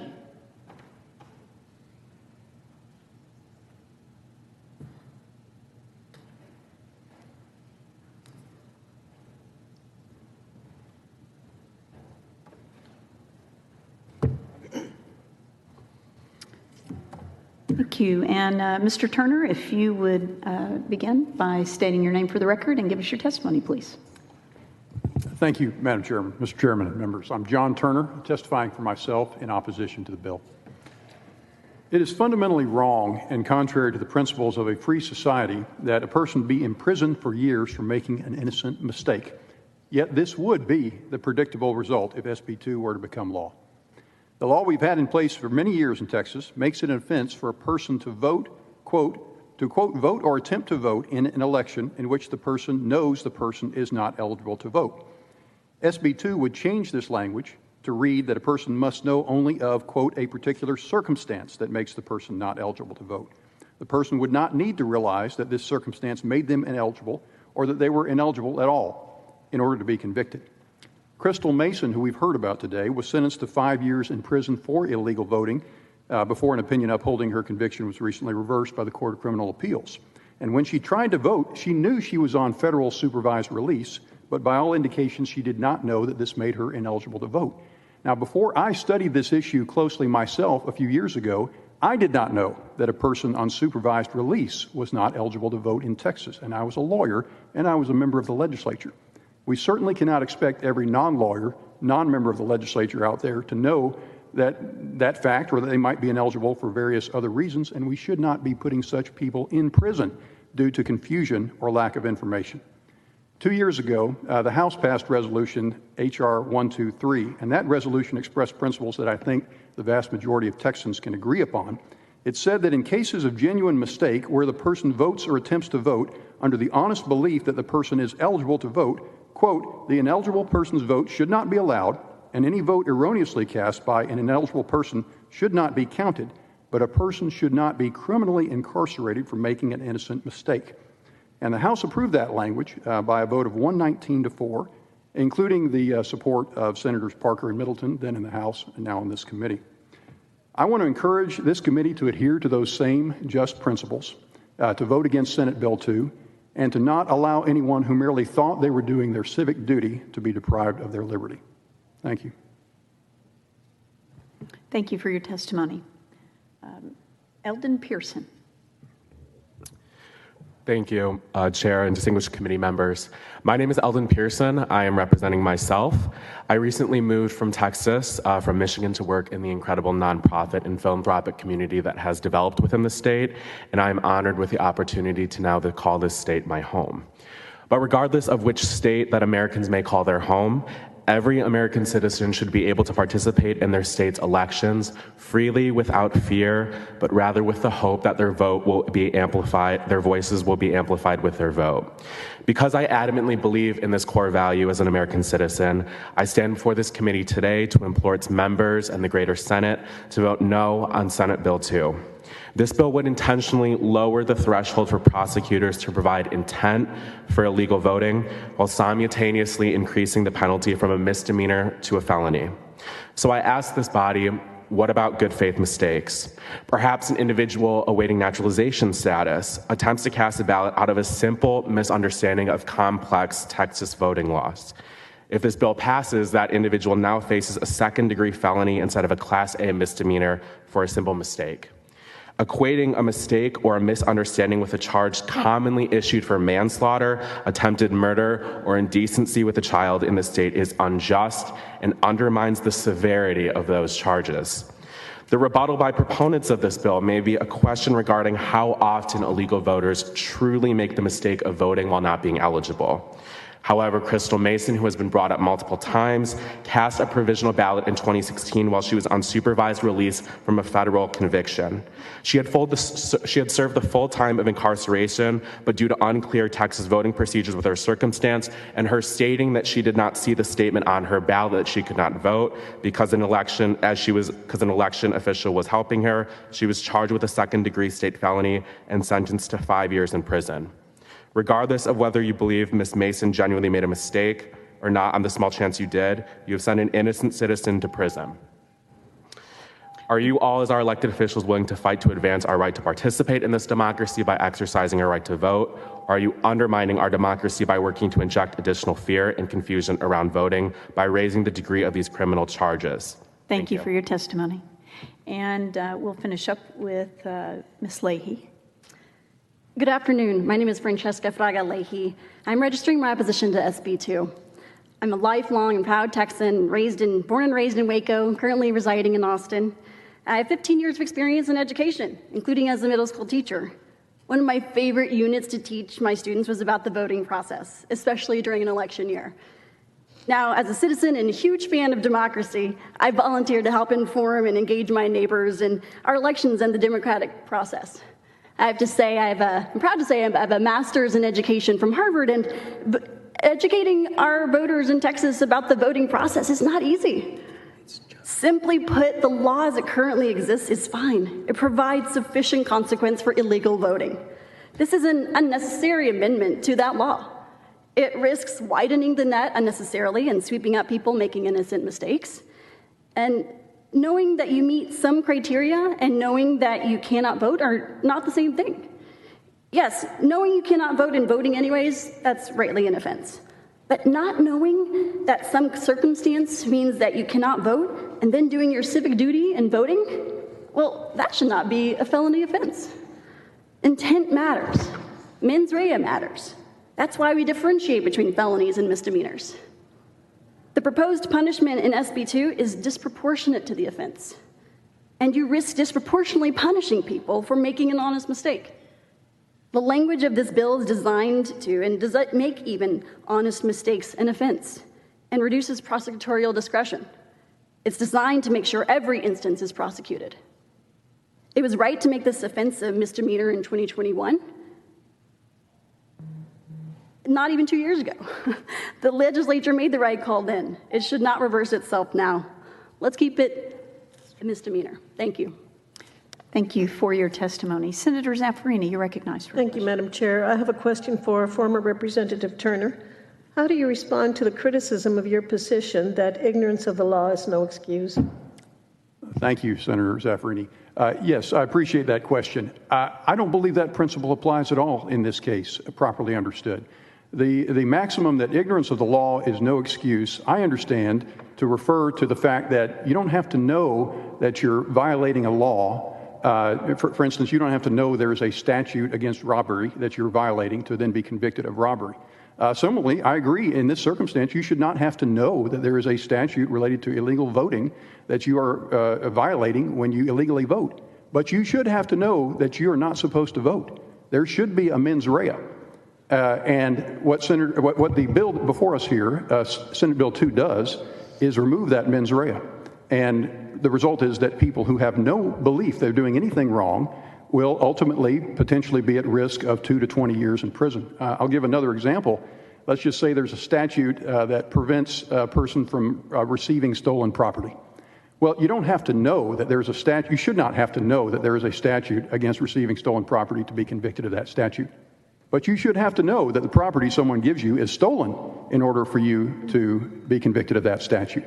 The confusion, I think, arises when we start to believe that the maximum that ignorance of the law is no excuse means there's no such thing as mens rea in criminal law. And in fact, there is. That principle is very deeply embedded in our criminal law. It only does not apply typically in our law to offenses with very minor penalties like speeding or other types of traffic offenses, not to a second-degree felony where a person's liberty could be taken away for a minimum of 2 years and a maximum of 20. Thank you, sir. Thank you, Madam Chair. Thank you, Senator Zaffarini. Members, are there any other questions? Thank you so much for your testimony. You're dismissed. The chair calls Charles DeVore, Bradley Hodges, and Cindy Davison.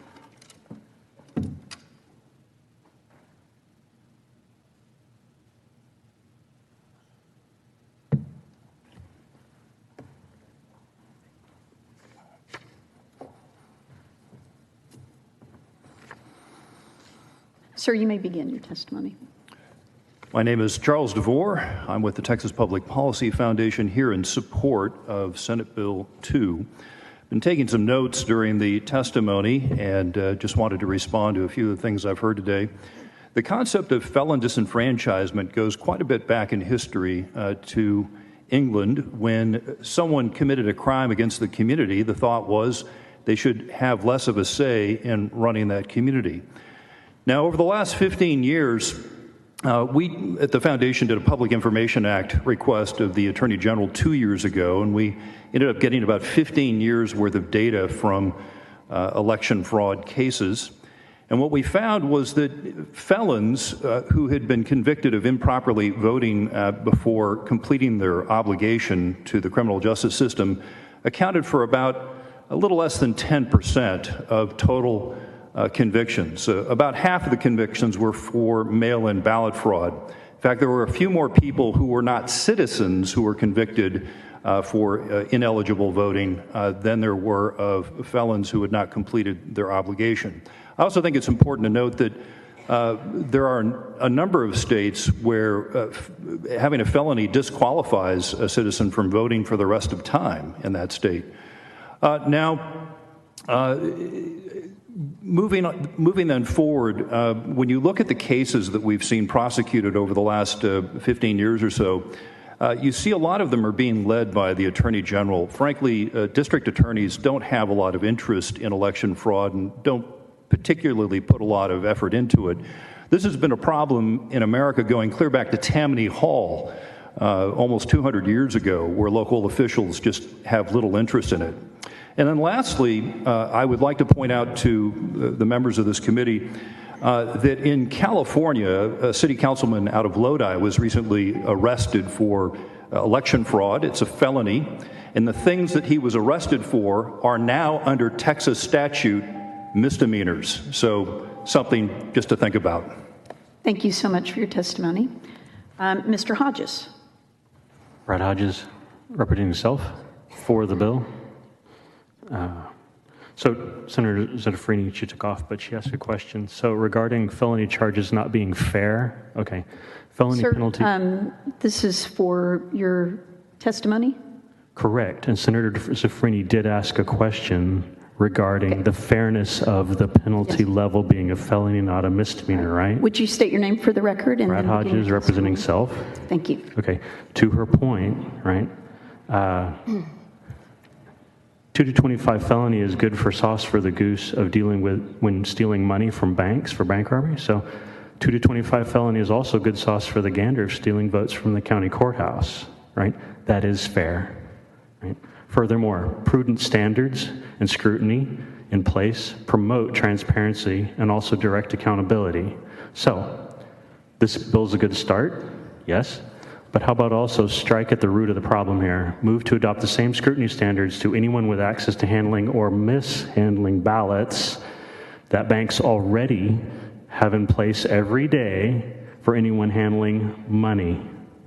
And if not, why not?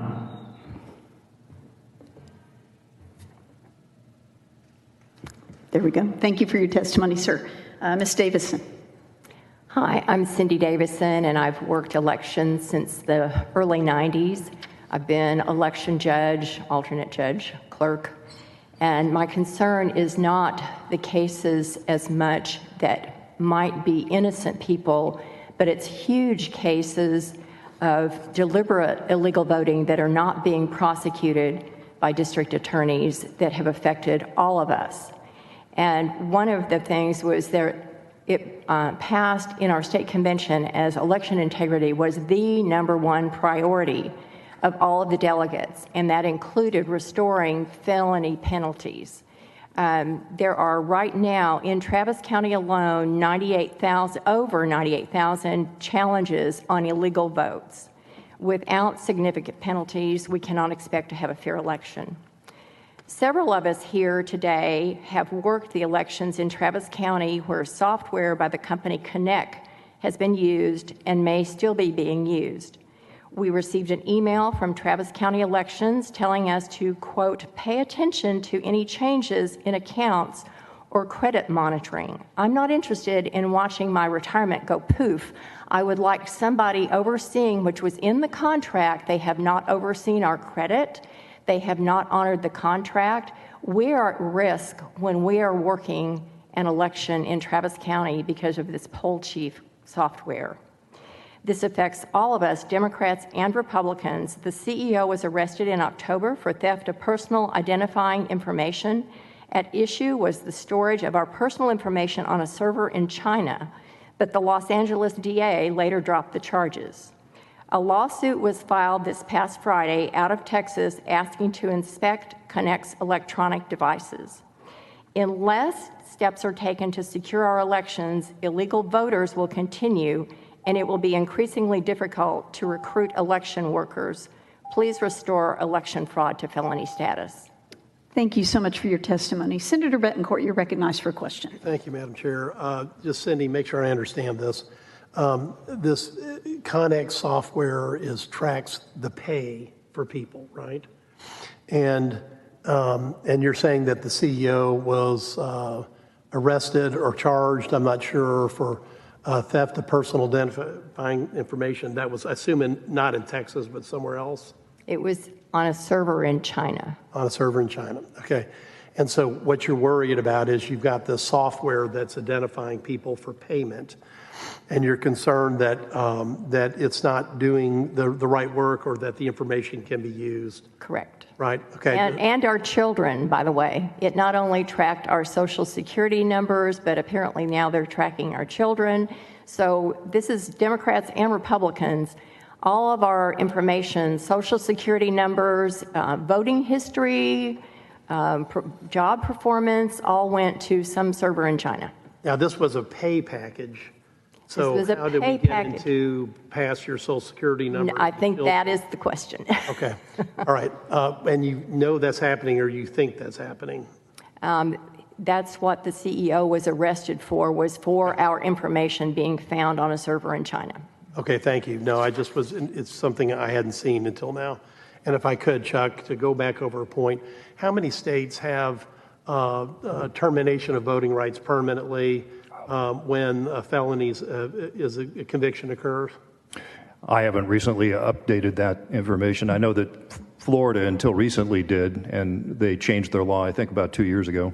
But by any measurement, if you had a system like we do in Texas that allows for restoration of voting rights after their term of service has been completed for a felon, including their probated sentence, that would be certainly less severe in restoring a voting right as opposed to not. Is that? Yes, Senator.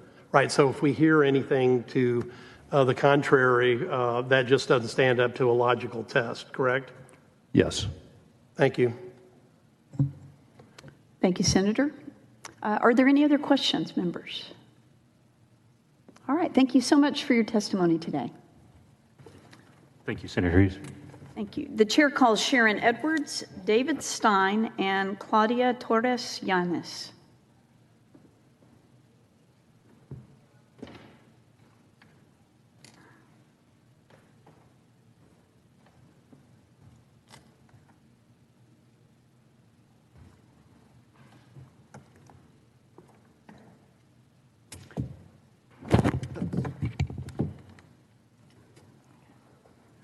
Ms. Edwards.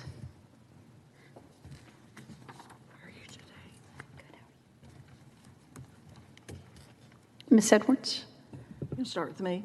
Yes. My name is Sharon Edwards. I am not representing anyone except myself, but to give you a little background, and the reason I'm here today is I've been a voter deputy registrar for many, many years, and I worked the elections, most recently signature verification on ballots and early voting ballot board, as well as being a precinct chair for my party for a number of years. I've also observed central count in this particular county, Travis County. So that's why I'm here to support Senate Bill 2 today by Senator Hughes. And thank you, committee, for being here and listening to our testimony. I'm going to be pretty concise because I think people in favor of the bill have already said most of what I would say to you anyway. The fact that we have a problem, I don't think is a secret to anybody, not only in Texas, but around the country. In spite of the laws that this legislature has passed, years past, we still have a problem, don't we? And that is why I support this particular bill, because sometimes you have to have a severe penalty to get people's attention. When we're young, we have our parents who teach us the difference between right and wrong. And I believe that most people know when they're doing something illegal. If I ask you to let me sign your ballot or buy your ballot or do a favor to give me your ballot, I think I pretty much know that that's the wrong thing to do.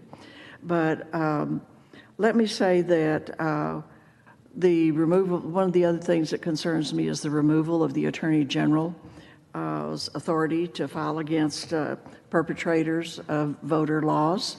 I hope that's something that this legislature is going to fix. The people have talked about the district attorneys and misdemeanors and what have you. The DAs, in my experience over the last 20-something years, have not shown much interest in doing that. Thank you for your attention. Thank you for your testimony.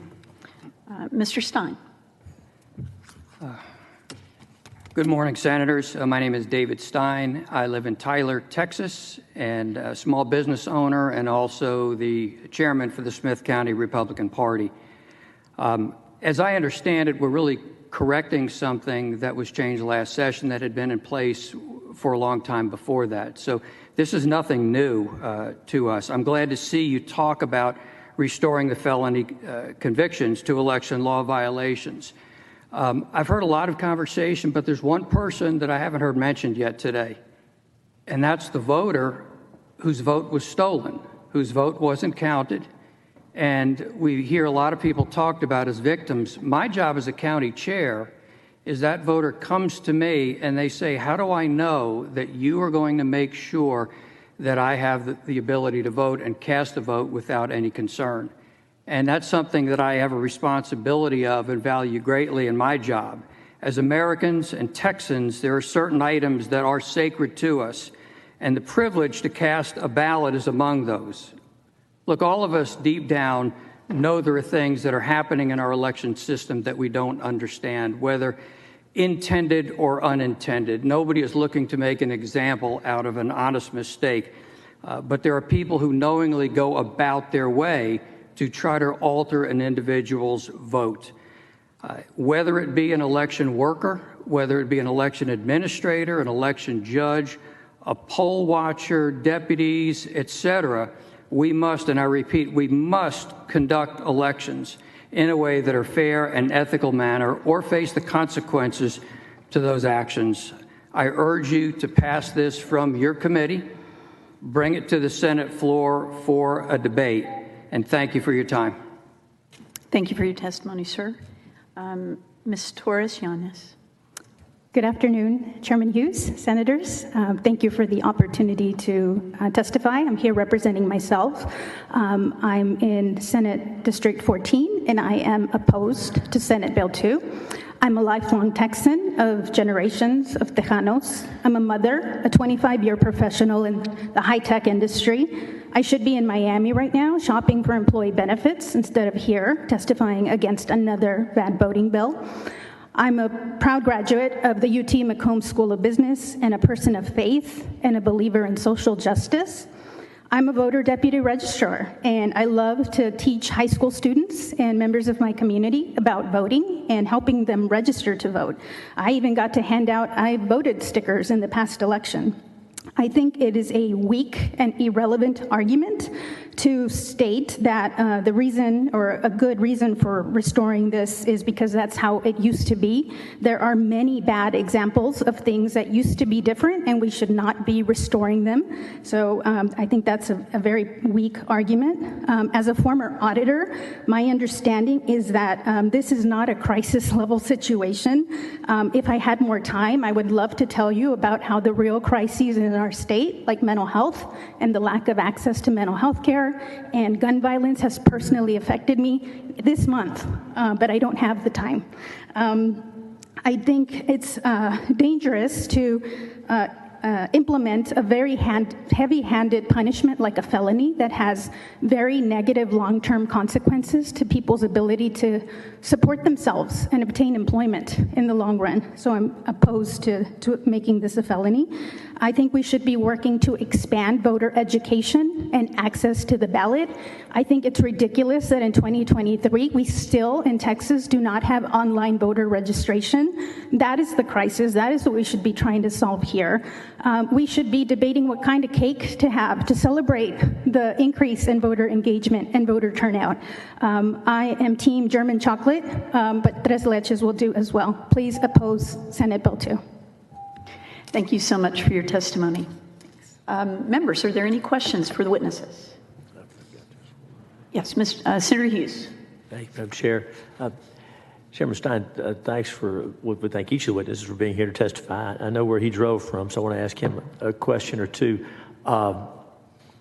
You talked about the fact that this is a restoration of what the penalty already was. Is that your understanding? So, again, this crime had been a felony for almost 50 years, and until 2021, it was lowered to a misdemeanor. So this bill would restore it to what it was before. Is that your understanding? That's my understanding. That's correct.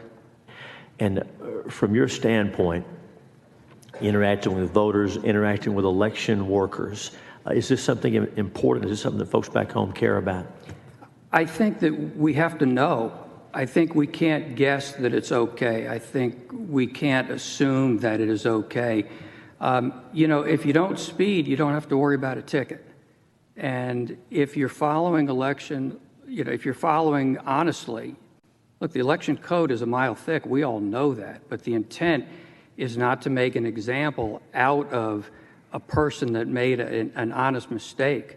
But my intent is, just as we discovered in Smith County, we recently had a survey conducted, and there were 584 votes that were cast that are not accounted for in the 2020 election. So we have to know. One is too many in order to have that happen. So was it something that was done intentionally? Was it a mistake? Was it carelessness?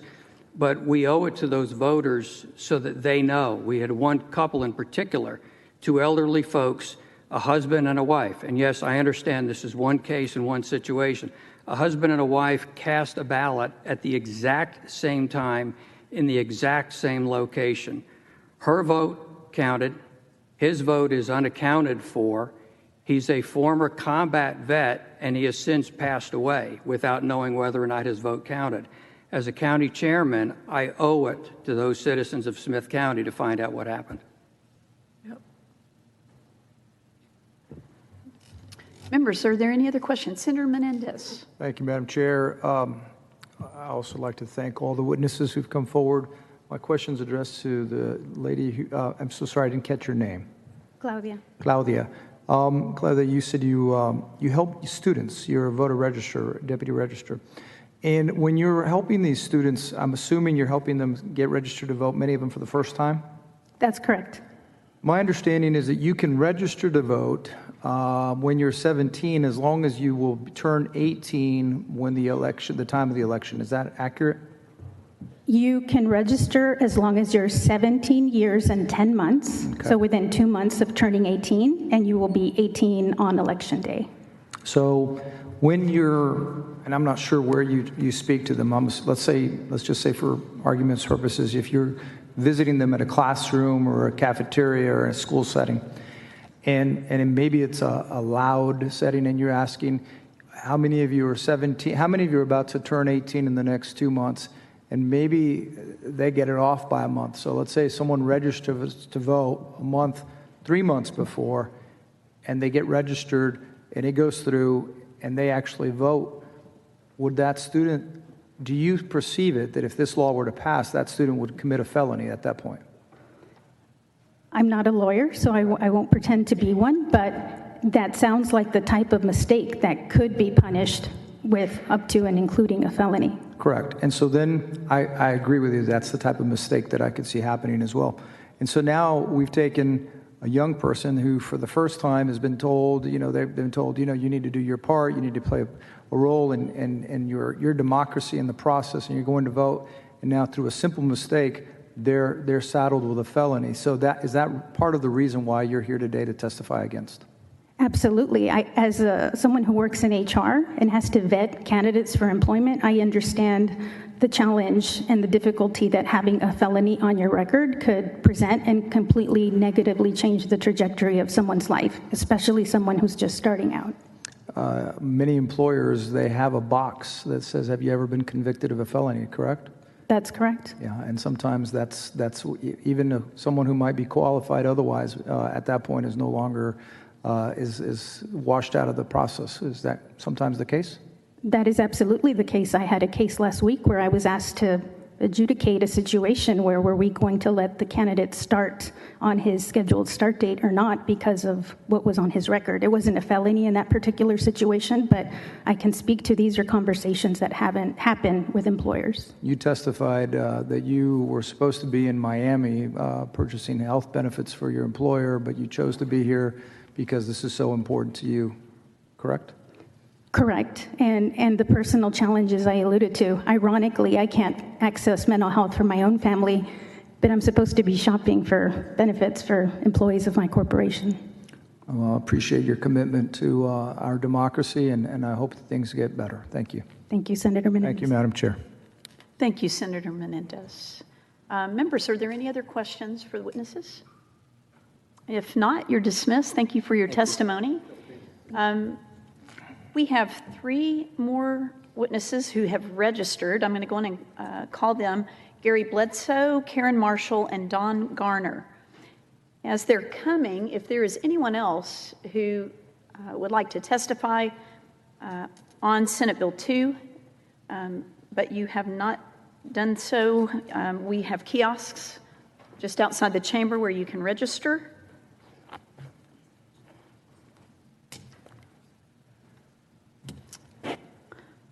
All right. If you'd like to go ahead and start. Yes, ma'am. Thank you. My name is Karen Marshall, and I am testifying for SB 2. I am the alternate judge of the Bexar County Ballot Board, and I've been a voter registrar since 2011. I appreciate the mens rea, although I'm not a lawyer, that term he used before, the criminal intent aspect of this bill. It requires a particular circumstance which would make the person aware of their ineligibility to vote. This spares people such as sweet little elderly folks who made a mistake. Reasonably, no DEA in Texas would press charges if criminal intent was not demonstrable. No judge would hear and convict them. After all, we elect them to apply their judicial discernment.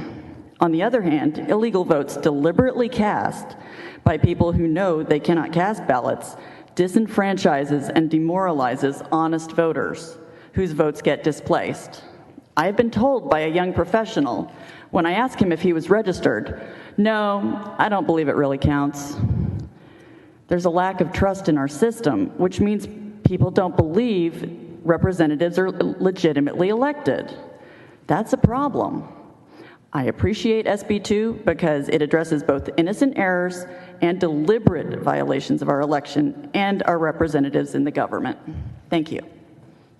Thank you so much for your testimony. Mr. Bledsoe. Thank you. Thank you, Madam Chair. My name is Gary Bledsoe. I represent the NAACP of Texas.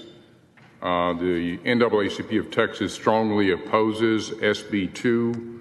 I want to state for the record that this bill should not be discussed as simply a matter of good or bad public policy, but instead should be discussed as a clear and overt manifestation of racial bias. The intent of the law is clear: to make it easy to prosecute other Crystal Masons or Hervis Rogers around the state. It is beyond belief that one could reduce mens rea to knowing of a circumstance that would make the conduct illegal without regard to whether there was knowledge that the conduct itself was illegal. This is equivalent to saying this is a strict liability offense, saying that a public building, for example, is owned by the public, or a private building is owned by a private individual, and you're prosecuted for criminal trespass even though you thought you had a right to be there. That's what this bill does. This is out of line with American jurisprudence. It belongs in the history books as a post-Reconstruction statute, like those discussed by Doug Blackman in Slavery by Another Name. Next, the penalty is absolutely outrageous, revealing the true nature of the bill. This bill provides for a second-degree felony, which is a more serious penalty than for a kidnapping of a child where the child's safety is put at risk. Why is that, I must ask you? This is an attempt to circumvent law. Law handed down by a very conservative Court of Criminal Appeals. Thank you. Thank you for your testimony. And before you testify, Mr. Garner, we do have one more person who's just registered for public testimony, Jocelyn Sanchez. If you would go on and come down and have a seat, and then you'll follow up Mr. Garner. Mr. Garner, if you'd state your name and give us your testimony. My name is Don Garner, and I'm the Executive Director of Texas Faith and Freedom Coalition, whose mission is to give people of faith a voice in government. And towards that end, I have the privilege of testifying and speaking in support of bills like Senate Bill 2. Faith and Freedom Coalition has a membership of over 2.5 million nationally and over 125,000 here in Texas. And we are engaged heavily in election cycles through volunteer canvassers. In the last election cycle, last year, we distributed through volunteer canvassers over 500,000 voter guides. That required a lot of volunteers, a lot of paid staff, a very significant investment, and that investment assumes safe and secure elections. It's easy to speak in support of this bill. We heard testimony earlier from those that are tasked with investigating and prosecuting election fraud here in our state. That currently, because of the amendment that was passed with the bill in 2021, that really the law is unenforceable. So all this does is bring enforceability back to these kind of issues, and so I'll sort of yield the rest of the time from there. Certainly, I urge the passage of Senate Bill 2. Thank you, Mr. Garner. And then finally, Ms. Sanchez, if you'd give us your testimony and state your name for the record, please. Yes, my name is Jocelyn Sanchez. I represent Deeds Not Words and also myself as an individual. We also represent campus organizers across the state of Texas, which also represent young people and youth across the state of Texas. And I'm here in opposition of Senate Bill 2 because I believe that it doesn't allow for people or for guilt to actually be determined in a way that is able to be prosecuted. I also believe it will deter young people from even bothering to vote when voter turnout is already drastically low across the state of Texas, especially in young people, and it's embarrassing low compared to voter turnout across the country. I believe that convoluting the process of being able to vote and making laws that are just redundant in policy that already exists is not a good use of taxpayer dollars. And I believe that taxpayer dollars would be more beneficial towards clarifying the voting process, encouraging people to become VDRs, as I was in Hays County and Travis County. And I believe that we just need to clarify the voting process rather than working on criminalization of people that may or may not be guilty of something that we are accusing them of. And I believe that this law also doesn't allow for guilt to actually be determined. And if we risk wrongly prosecuting one person, then there's no point of this law even existing and passing. And we also risk deterring voters that could be turned away. Thank you so much for your testimony. Senator Betancourt, you're recognized. Thank you, Madam Chair. Mr. Bledsoe, I just wanted to make a comment as a co-author of this bill. There is absolutely no racial intent in this bill whatsoever. This bill is completely colorblind. You've heard my testimony earlier today about how I believe that felons should have their terms of service restored, and when they have paid their debt to society, that their voting rights are restored. Not every other state does that. In fact, we had testimony that many other states at this time do not. And I just want to make sure that you understand directly, because when the NAACP says something like that, I will respond to it, because there's simply no fact or supposition of fact that exists in this bill. This bill is to restore what was a penalty that was there prior, and it has absolutely no racial component whatsoever. Just want to make sure you understand that.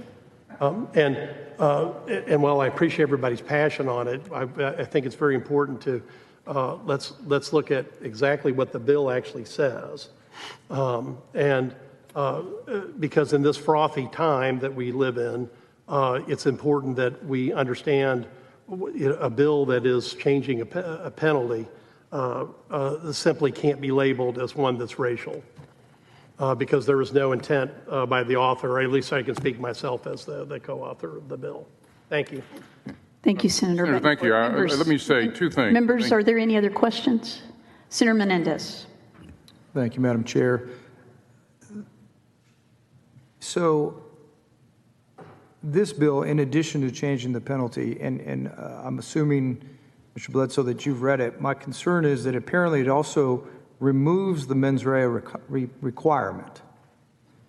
And in doing so, it effectively imposes a negligence or strict liability standard by allowing the state to prosecute people even if they were completely unaware that they were ineligible to vote. Is that not the basis by which you make your concern, your statement that you're concerned that this bill will inadvertently, by removing that requirement that you were unaware, that it would address populations of color much more so? Because it's much more than just changing the penalty, saying, oh, we're just going back. By removing the mens rea, then you're actually able to prosecute someone for a felony for a simple mistake. Is that your concern? Absolutely, Senator. Let me say one thing about that. I think that if we remember the discussion about Senate Bill 1 last session, there was a document that was produced from the election integrity group from the Attorney General's office.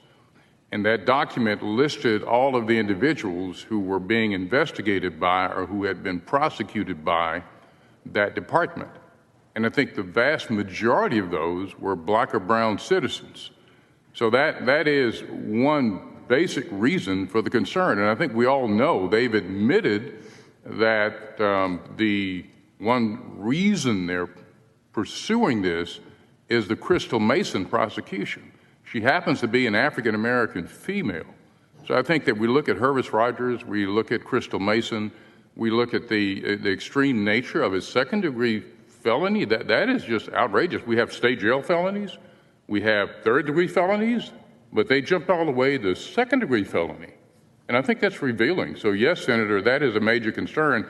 But look at the report from the Attorney General that was produced during the Senate Bill 1 and the Senate Bill 7 discussions last time.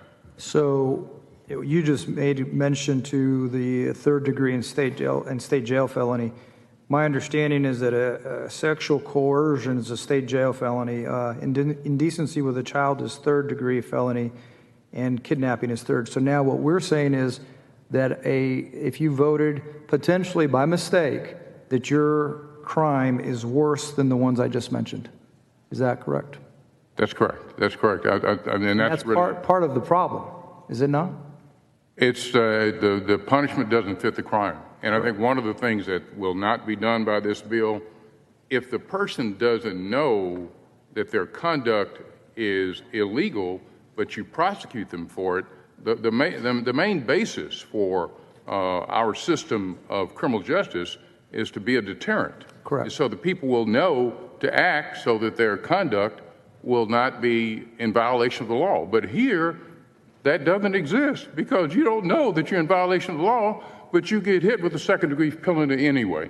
Well, you may be missing something. And actually, it goes to your point earlier that you said that you felt, and I don't believe that the author has a racist bone in his body or the co-author or anybody, but I think the deterrent that could occur is that if you feel like you could have a second-degree felony because you may have made a mistake, you might just choose not to show up at all. And that's where it gets, it potentially affects even more people of color. It will have a chilling effect on people of color all around the state. When we look at the prosecutions, for example, that I mentioned out of the Election Integrity Department, we can see the real risk or problem with Latinos or African Americans voting in many jurisdictions, especially since we have a law that allows you to be prosecuted in neighboring jurisdictions. So even if you live in a jurisdiction where they do comply with the law fairly, you can be subject to the whim of a neighboring prosecutor. And so that will have a clearly chilling effect and discourage many people from voting. I heard the Attorney General mention the whole issue with affidavits, Senator. earlier. And, those reasonable impediment affidavits were actually created as a way to resolve the Veazey versus Abbott litigation in reference to the discriminatory voting bill that was adopted by this legislature, SB 14, I guess, that ended up going down because even the conservative Fifth Circuit said this is a discriminatory law. And but that was meant as a way to allow people to vote. But what we heard today was they're going to be coming after people and weaponizing those very same affidavits that they told the court would be used to enable and allow people to vote. Thank you for your testimony. Thank you, Madam Chair. Thank you, Senator. Thank you for your testimony. Members, are there any other questions? Thank you for your testimony. Appreciate you being here today. Is there anyone else who wishes to testify on, for, or against Senate Bill 2? All right, seeing none, public testimony is closed. The bill will be left pending.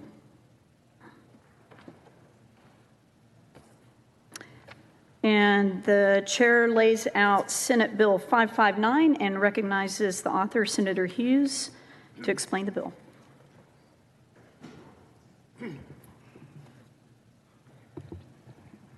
Thank you, Madam Chair and members. Senate Bill 559 relates to that most fundamental of American rights, those we found in the First Amendment. And of course, most folks, I'm sure, could quote it. It says, in part, and begins, Congress shall make no law respecting an establishment of religion or prohibiting the free exercise thereof. Senate Bill 559 is a preemptive action to address the current cancel culture that we're all aware of and the growing attacks on freedom of speech and religious freedom and expression of religious beliefs. Now, why do we say preemptive? Because in 2016, the American Bar Association created a model rule for state bars to adopt, and this rule would limit the free speech for many, many lawyers of faith and of many faiths. This is not about picking one over the other. Because this proposed rule, this bill will make sure that no one is hindered from seeking a law license or loses their law license based on their faith or on their First Amendment rights. What does it do? Well, Senate Bill 559 would prohibit the State Bar of Texas from adopting any rule, policy, or penalty that unreasonably limits a person's exercise of religion. Of course, this bill does not permit anyone to violate state or federal law. If a person comes before the State Bar based on their speech or conduct, this bill simply provides a defense to losing their license as long as their speech or conduct is based on sincerely held religious beliefs. This is well developed in American jurisprudence. In the First Amendment, we're all familiar with the concept. This does not protect a person from being fired, sued, or harassed, or arrested. This is only about the State Bar of Texas, which licenses attorneys and threatening with the loss of their law license or taking it. I think we understand lawyers, as much as they as a group or individually may be reviled, from what the polling tells us, they should never be compelled by the state to choose between their First Amendment rights and practicing their profession. That's what the bill does. I'm happy to go into more detail, and I think there'll be some witnesses, but I present the bill and yield for your questions. Thank you, Senator Hughes. Members, are there any questions of the author? Senator Menendez, you're recognized. Yes, I just wanted to ask the chairman, I'm unaware of a problem currently. Is this something that you're trying to address, or is this something that you're looking at prospectively? I'm concerned. I'm just curious. Sure. The American Bar Association provides so-called model rules for states to adopt. Many state bars follow the American Bar Association's rules. These rules have been discussed in Texas. We want to make sure that they do not get adopted by the State Bar of Texas. So the rules exist in other states, and they've been proposed at the federal level by the American Bar Association. So this is a defense against that. So they've proposed rules that you feel we shouldn't adopt here in Texas, is what you're saying? Exactly. Okay. Thank you. No, thank you. Thank you, Senator Menendez. Any other questions, members? All right. Thank you, Senator Hughes. We do have two invited witnesses Jennifer Allman and Jonathan Saenz, if they would please come forward.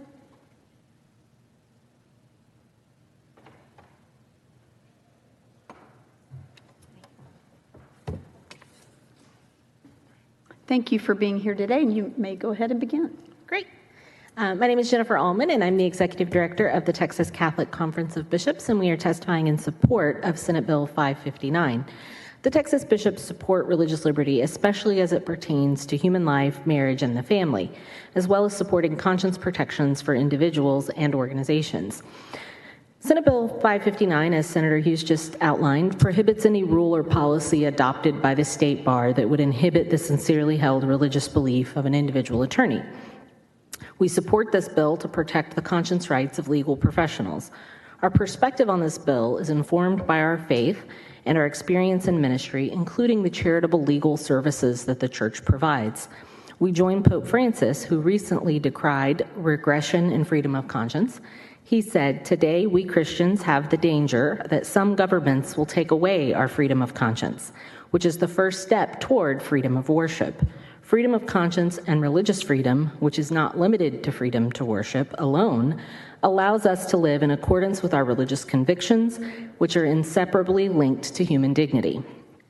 There's an alarming trend in jurisdictions to codify the American Bar Association's Model Attorney Misconduct Rule 8.4G that would subject attorneys to professional discipline for merely engaging in speech that another might find derogatory, demeaning, or harmful.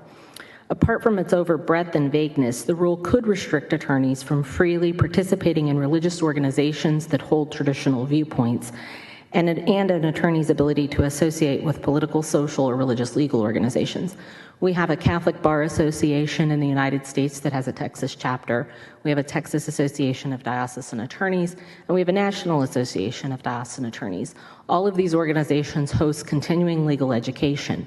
If the model policy were adopted by the American Bar Association, it would have a chilling effect on these conferences, because essentially what the model policy does is it puts in place a pervasive speech code on attorneys in settings outside of litigation.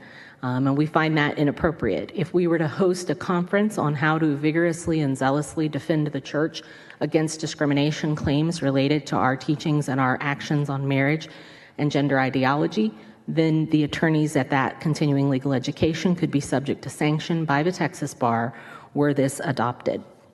And so we find that unacceptable. The rule applies not just to the courtroom, but to interaction with opposing counsel, witnesses, or clients, and including social activities that might occur in conjunction with bar functions. So if you're at a bar conference and they have a reception that evening, what you say at that reception could cause you to be sanctioned with the bar. We find all of these things problematic.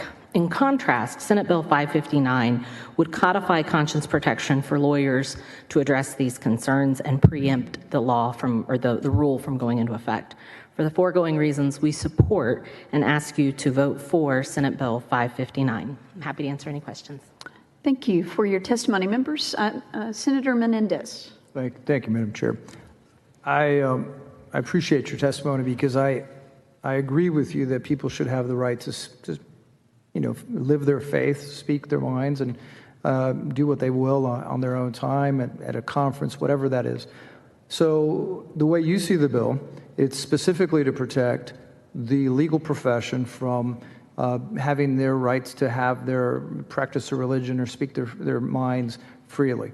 My concern, the way I potentially see what the bill could do, and I wanted to see if you had a concern with this, my concern would be that would this bill then, let's say you're a public defender and you're on the wheel and someone gets appointed to your, someone who can't afford a lawyer you get appointed to them, and you go in and let's say they don't conform with, the way your faith teaches that people should, or they were caught in an act that your faith says is inappropriate or sinful. Would this bill then allow that lawyer who is making their earning as a public defender, who is on the wheelhouse, who has said they will defend people, would that allow them the ability to refuse that client? I don't believe that it would, because I believe the existing Rule 8.4 would address those situations. There's already an existing rule to prohibit those kinds of situations, so I don't think that it would have an impact. Okay, so, and that's not the intent, that you wouldn't be supportive of something like that? No, what we're supporting is the bill before us and the prevention of the adoption of the current revised Model 8.4G. Thank you. Appreciate that. Thank you, Madam Chair. Thank you, Senator Menendez. Senator Betancourt, you're recognized. Thank you, Madam Chair. Jennifer, the key point is you want to codify conscience protections for lawyers that preempt what is currently being used as an artificial standard. Correct. Is that not? That's correct, because the state of Texas chooses in the laws that you pass what you define as discrimination. And for example, the proposed rule includes gender ideology as a protected class of discrimination, and this state has not chosen to identify that as a protected class of discrimination. So we don't believe the state bar should get ahead of the state legislature. And we seem to be having quite a, however, spat of filings to the state bar. One recently was a longtime attorney, Gary Polland, who had a complaint filed on him because he had represented elected officials in one case, and then the complainants claimed that he can't do that because if he represents individuals that are getting bond, that somehow that was a conflict of interest. I couldn't see the logic in it, but what I'm seeing is a tremendous amount of these complaints that are out there that I don't believe have any basis in fact, but because of the way the law is written, it doesn't codify some type of conscience protection. And would you like to comment on that? On the... No, I mean, you may not know the cases. No, I'm not familiar with those cases, but I am familiar with an ongoing pattern of entities and organizations who want to encourage individuals and religious organizations to change our policy, and they seek to do it through complaint, through litigation. And we have had to sue our way into service by having to join with the Attorney General in order to sue to earn back the right to participate in foster care in accordance with our sincerely held religious beliefs. And so I think that, we're very concerned about the pervasive pattern of jurisdictions and advocacy organizations seeking to change the sincerely held beliefs and ability to act upon them by religious individuals and organizations. And we think this bill is an important protection for one segment of our community. This body enacted those protections for foster care entities in Chapter 45 of the Human Resource Code a few sessions ago, and we think that addressing the legal profession is the next right step. Thank you, Madam Chair. Thank you, Senator Betancourt. Members, any other questions for Ms. Allman? Senator Perry, you're recognized. It's a good bill, Mr. Chair. Looks familiar.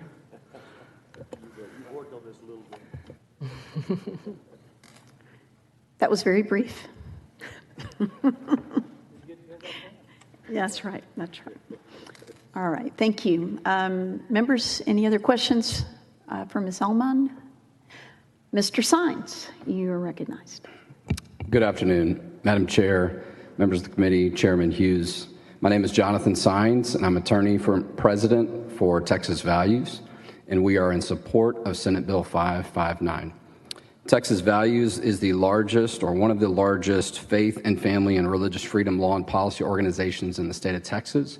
We've been in existence since 2013. Not only is this body and the House Chamber aware of some of our work on policy issues, we've also been involved in numerous court cases at the local, state, and federal and the U.S. Supreme Court level that address issues of religious freedom. Myself, later this year, November of 2023, I will reach 20 years as a licensed attorney in the state of Texas, something that's very important to me and allows me personally to understand the value of protecting religious freedom and protecting the First Amendment.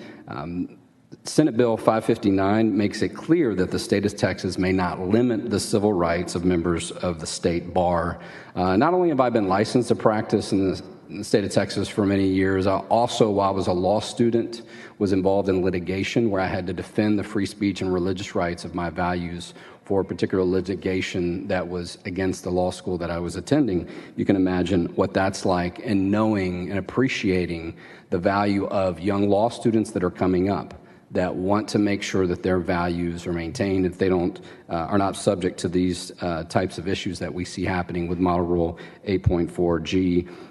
Just to give a little background, last session there was a bill of similar, not almost identical nature by Senator Perry that made its way through this chamber. It also made its way out of a House committee, and I don't believe came up for a vote out of calendars, but had a good bit of support. In 2016, our Attorney General, Ken Paxton, put together an advisory opinion and letter addressing Senator Perry's concerns on these issues and proposed Model Rule 8.4G, which would have been very restrictive regarding free speech and professional conduct of members of the bar, as it related primarily to concerns in people looking to advance issues or silence, if not cancel, people's views and viewpoints and messages on issues of sexual and gender identity. The Texas Bar did move forward, and they had numerous meetings and hearings and did take some actions to move forward and close to adopting a similar, if not the same, rule of 8.4G, the ABA model rule. At some point, I believe later in 2021, around June, that process stopped as far as them not moving forward. Might have had something to do with the legislature considering religious freedom legislation on that issue, but I think it's important to understand some of the history and the support that's been growing, but also the concern that has been growing because of, particularly in 2021, feeling like that change in the rule was imminent. And I participated, and other members of the Texas Values team did as well, in regarding the concerns and voicing our concerns of the State Bar of Texas, which didn't seem to matter all that much. I do think it's important to know, and this was addressed in Attorney General Paxton's letter in 2016, that the role that the Texas Supreme Court has in adopting these rules almost effectively makes it the same as statute. So that's why it's important for this legislature and this body to act. Justice Clarence Thomas, writing in the majority opinion in a case from 2018 regarding free speech that relates to issues of religious nature, Nifl versus Becerra, made it clear that, as with other kinds of speech, regulating the content of professional speech poses the inherent risk that the government seeks not to advance a legitimate regulatory goal, but to suppress unpopular ideas or information. And a question was asked about whether or not, about other things recent. There was a case a few years ago out of Alaska where there was a law firm that was representing a nonprofit women's shelter who had concerns about a discriminatory policy that allowed biological men to be in the women's shelter. Well, a law firm decided to defend the women's shelter to protect the women in that case. Well, the media found out about it, and a complaint was issued and charges were filed by the Anchorage Equal Rights Commission, and those charges were filed against the law firm that represented the nonprofit shelter. That had the impact of the law firm withdrawing from counsel until our good friends at First Liberty Institute were able to get involved. They were able to protect the rights of that law firm and those lawyers to protect that nonprofit women's shelter, and that their representation was restored, and they were able to get those charges reversed. But just to give you an example of something that we've seen happen, and we hope that we don't see in other examples, but it's come clear that the time to act is now. Thank you. Thank you for your testimony. Members, are there any questions for Mr. Sines? All right. Thank you so much for your testimony. Thanks for being here today. And we will close invited testimony, and we'll open up for public testimony. The chair calls C.J. Grisham, Denise Siebert, and Sean Hall Lequana.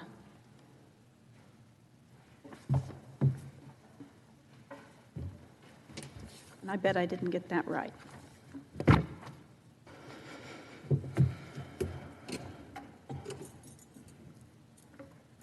And as we've done before, we'll have all three of you testify, and then members, if you'll just hold your questions to the end of the panel. Mr. Grisham, if you'd like to go on and get started, if you'd state your name for the record and give us your testimony, please. Thank you, Madam Chair. My name is C.J. Grisham. I'm here on my own behalf in favor of this bill. Why? Because I'm personally affected by this. At 45 years old and after 21 years of military service, I decided to go into law and go into law school. So I started law school in 2019. I just graduated last May, took the bar in July, and found out I passed the bar first time in October. But guess what? Here we are in February, almost March, and I'm not a licensed attorney. Why? Because our state bar is out of control. You all know me from many years, at least most of you. I've been a gun rights activist here in the state of Texas. I'm a very loud, vocal person. I've made a lot of enemies and I've made a lot of friends. Both sides, probably not something I'm worthy of. But because of that, when I submitted my application, the people that don't like me began submitting complaints to the bar, trying to keep a Nazi from getting sworn in as an attorney. I've done nothing wrong in my life. I've got one misdemeanor conviction of defending my gun rights because it was interference with an officer trying to unlawfully disarm me. But I've got no criminal record. However, this is the statement from the bar denying my admission into the bar. Why? Because of my free speech. Senator Hughes, I'd like to talk with you about making this better because I think Section 2 needs to be up in Section 1.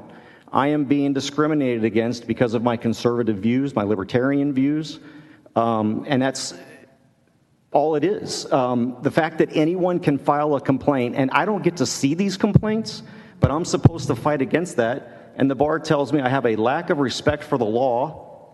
All my charges always get dismissed because I follow the law. Lack of respect for the rights of others because I don't follow the transgender agenda and I don't follow the abortion agenda, and I'm a conservative activist. So apparently I don't support their rights because it's not the rights the state bar wants.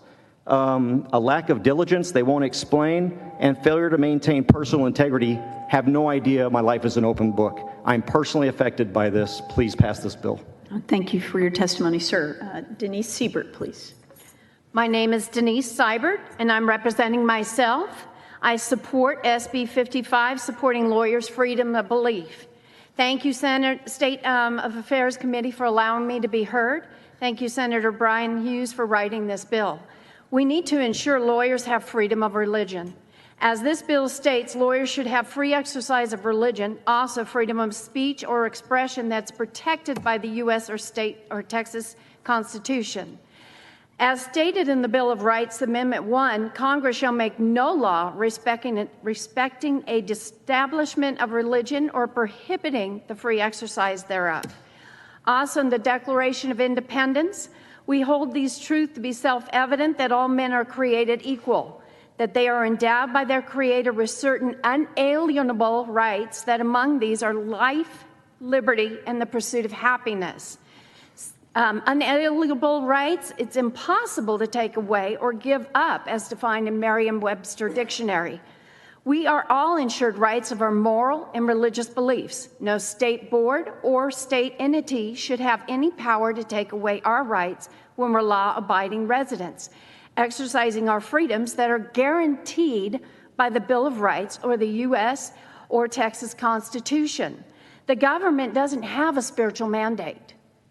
I support SB 559, supporting lawyers' freedom of religion. If you can remove anyone's rights of freedom of religion, you can remove my rights to practice my religious beliefs, and that's my concern. I was there when the wall came down in Germany. I went over into East Germany. I saw the megaphones before town, middle town, at the end of town for propaganda. And then during COVID, East Germany came to America. And I don't want to see anything like that happen here in America. So thank you for this bill of supporting our freedoms. Thank you for your testimony. Ms. Laquona? Yes, my name is Sean A. Hall Laquona.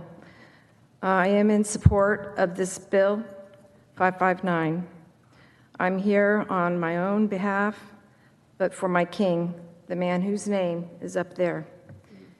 I declare to Chairman Hughes and the State Affairs Committee these things regarding license 08774475, confidently affirming it to be so in this case entered into the kingdom of heaven. According to the ABA's website, the American Bar Association Journal wrote its intent in its first publication in 1915, quote, to attract and interest the members of the whole profession.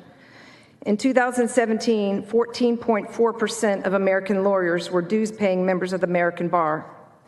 On April 4, 2022, the Almighty, God, shed light upon the whole profession on cross petitions for writ closing Texas Bar Appeals cases number 21-800 and number 21974 in the U.S. Supreme Court, in which the Fifth Circuit had found constitutional violations. On August 31st, 2022, the Almighty moved again upon I to speak the truth to the bar of a claimed exemption, but the bar made the choice, notwithstanding having violated the freedom of speech and freedom of assembly, claimed sovereign immunity from paying its debt, and denied my exemption on behalf of God. Those choices have an everlasting effect on every one of those souls. They chose to stand against the Almighty and this land from which I come. Do I have confidence in the courts and systems of law to bring an action for injunctive relief for an applicant or holder of a license to practice law in Travis County? No. Why? Because they suspended me from the practice of law. This is why I'm not a litigant. Quote from the one who made me, the one who saved me. May I give the quote, or am I out of time? Wrap up your thought, please. Thank you. I not ever give actual or apparent authority to any being of the bar, state or federal government, human or otherwise, rulership over my God in whom we trust. And this is the confidence that we have in him, that if we ask anything according to his will, he hears us. And if we know that he hears us, whatsoever we ask, we know that we have the petitions that we desired of him. 1 John 5:14 and 15. Amen. Thank you. Thank you for your testimony. Mm-hmm. Members, are there any questions for the witnesses?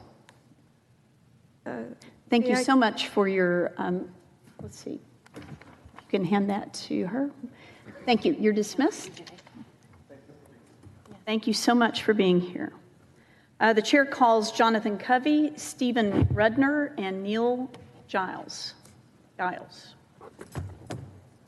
Both ways. I got it covered.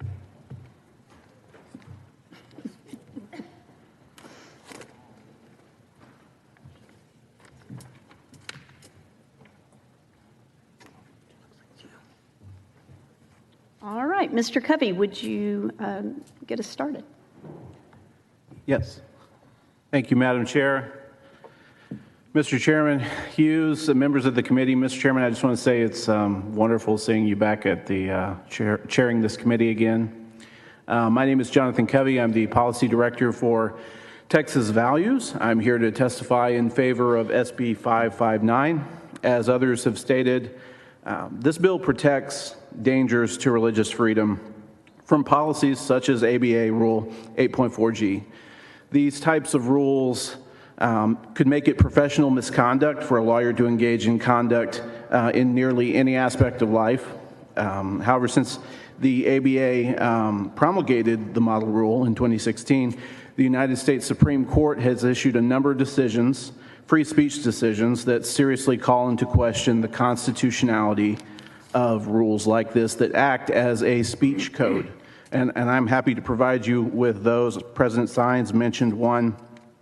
The Becerra case, also Mattal v. Tam, which was in 2017, and you may not be familiar, but there was a case out of Pennsylvania, Greenberg v. Goodrich, which was decided by the Eastern District Federal District Court in Pennsylvania just last year, which said that Pennsylvania's 8.4G model rule was viewpoint discrimination.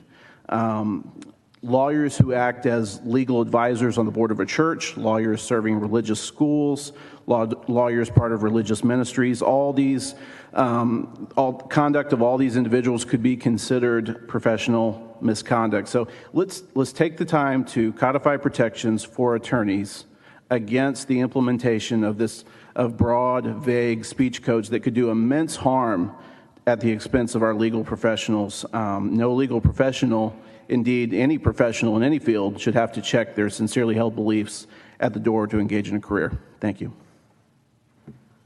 Thank you for your testimony. Mr. Rudner. Hello, members of the committee. My name is Steve Rudner. I'm an attorney who lives in Dallas. I'm here to oppose this bill.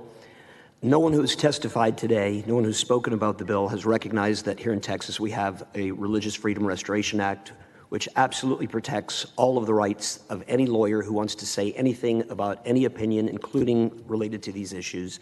There have been no cases of the state bar disbarring or disciplining anyone for speaking about their views in regard to the people that we're talking about here. No one has mentioned that this is about defending or representing gay people. I don't know why we were afraid to say that. If there had been any such cases, there would be litigation brought by the Alliance to Defend Freedom or Texas Values or someone. There are none of those cases. This is not a problem, and it's a solution trying to find a problem, but it would have negative consequences for our state if this bill were adopted.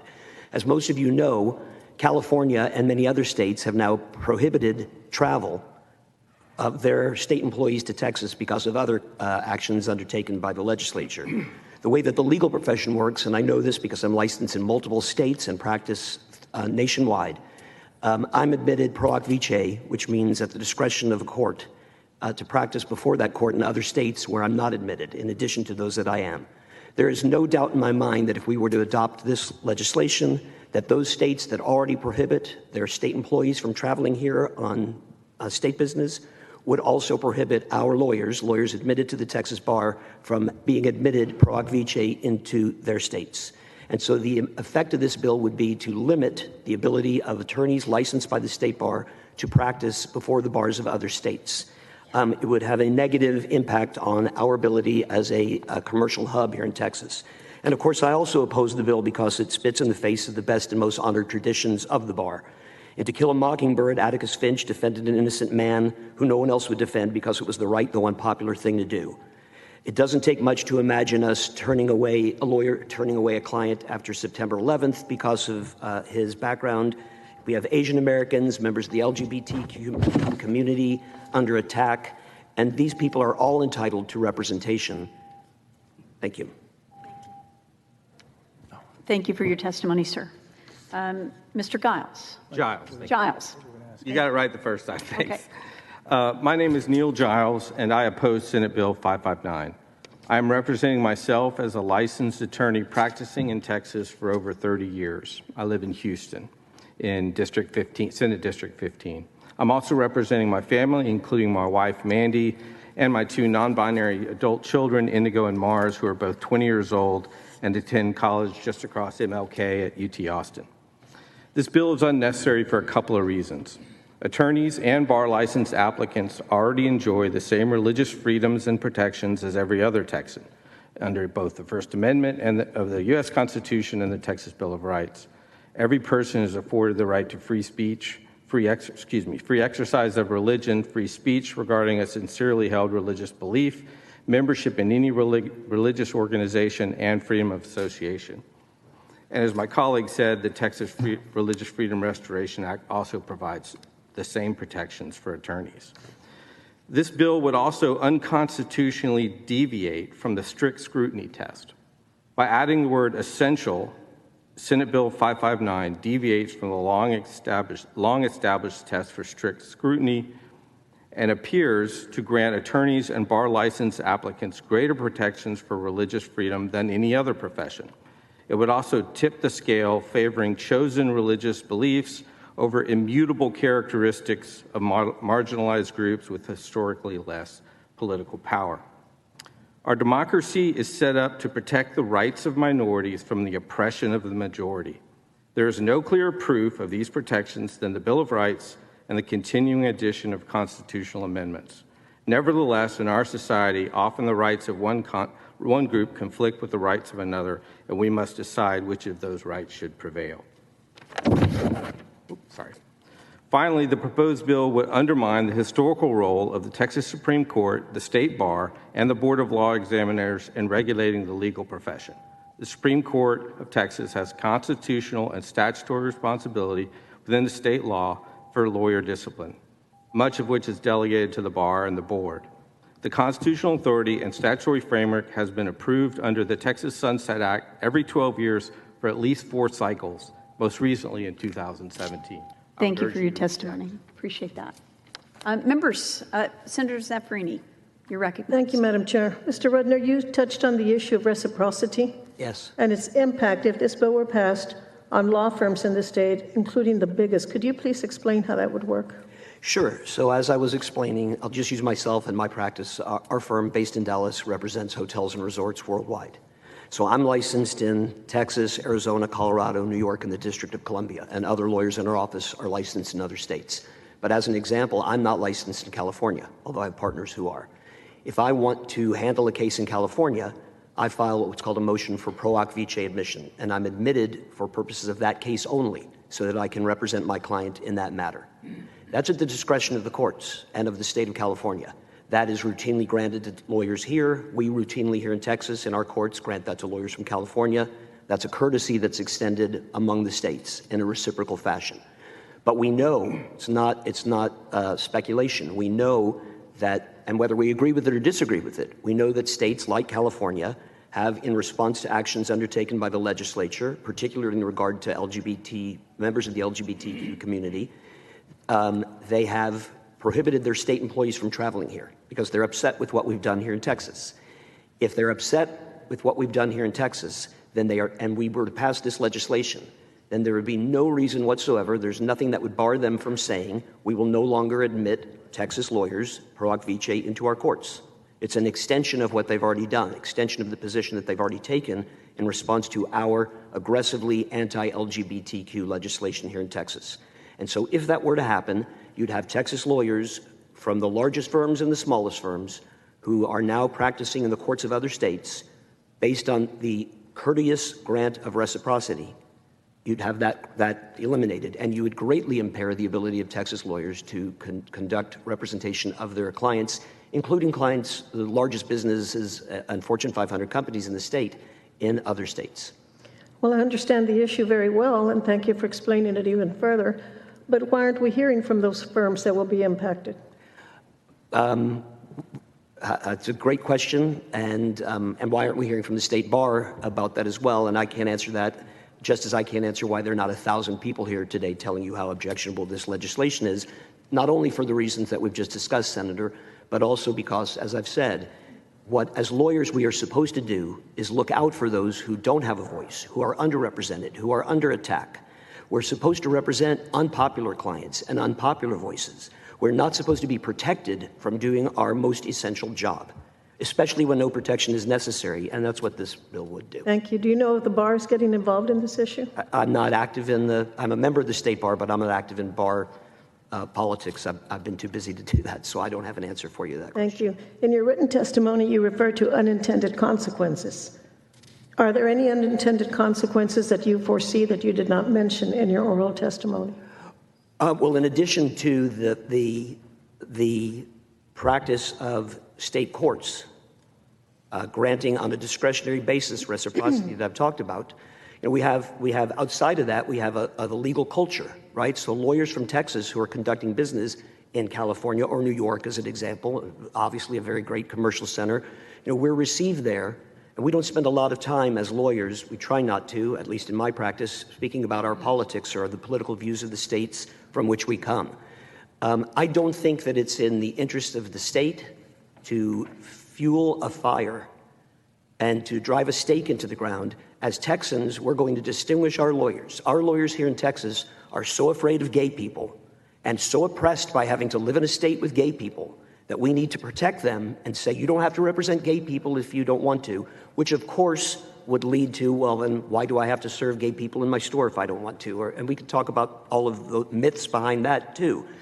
But why we would choose to drive a stake into the ground and say, this is the sword on which we're going to die. Here in Texas, we're so proud to discriminate that we want to make sure lawyers, who certainly don't have any ability speaking their minds, have the extra right to discriminate against accepting gay clients in their practice. I have no doubt that that would be poorly received by the business community in other significant states. Thank you, sir. Thank you, Madam Chair. Thank you, Senator. Members, are there any other questions for the witnesses? Senator Menendez, you're recognized. Thank you, Madam Chair. Both Mr. Rudner and Mr. Giles, appreciate your written testimony that you provided us. Mr. Rudner, you, in your written testimony, says you founded your law firm 28 years ago, so you've got quite a bit of experience.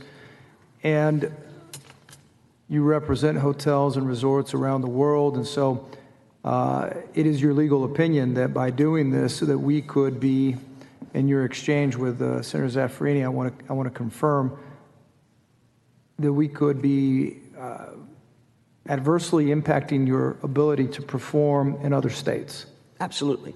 And therefore, this law could inadvertently affect your ability to practice law, because you wouldn't be, the courts in other states may not welcome you even for that one case, as you mentioned. That's absolutely correct, and certainly that is not that's not limited to me or my practice. This would have a direct, in my opinion, a direct and immediate impact on commercial litigation among Texas's largest firms as well as some of its smallest. I believe both of you, Mr. Giles, you and Mr. Giles, have both testified that attorneys are already protected by the Texas Religious Freedom Restoration Act. Is that not correct? Attorneys are not only protected, as everyone else is, by the Religious Freedom Restoration Act here in Texas, but as attorneys, we are. It's our job to speak up. So if there were any kind of crisis that need addressing, you could be sure that there'd be lawyers in front of you saying, this is how I've been persecuted, this is how I've been attacked. And there are none of them here either. And unfortunately, it appears that there was a word in the bill that seemed to create an extra protection. Was that Mr. Giles? Did you mention to that? Yeah, the word essentially is different than the substantial that's in the Texas Freedom Restoration Act. And it significantly changes the test for, it's a balancing act, right? We're talking about the right to the right to be free from discrimination versus the right to free religious speech, if you will. Right.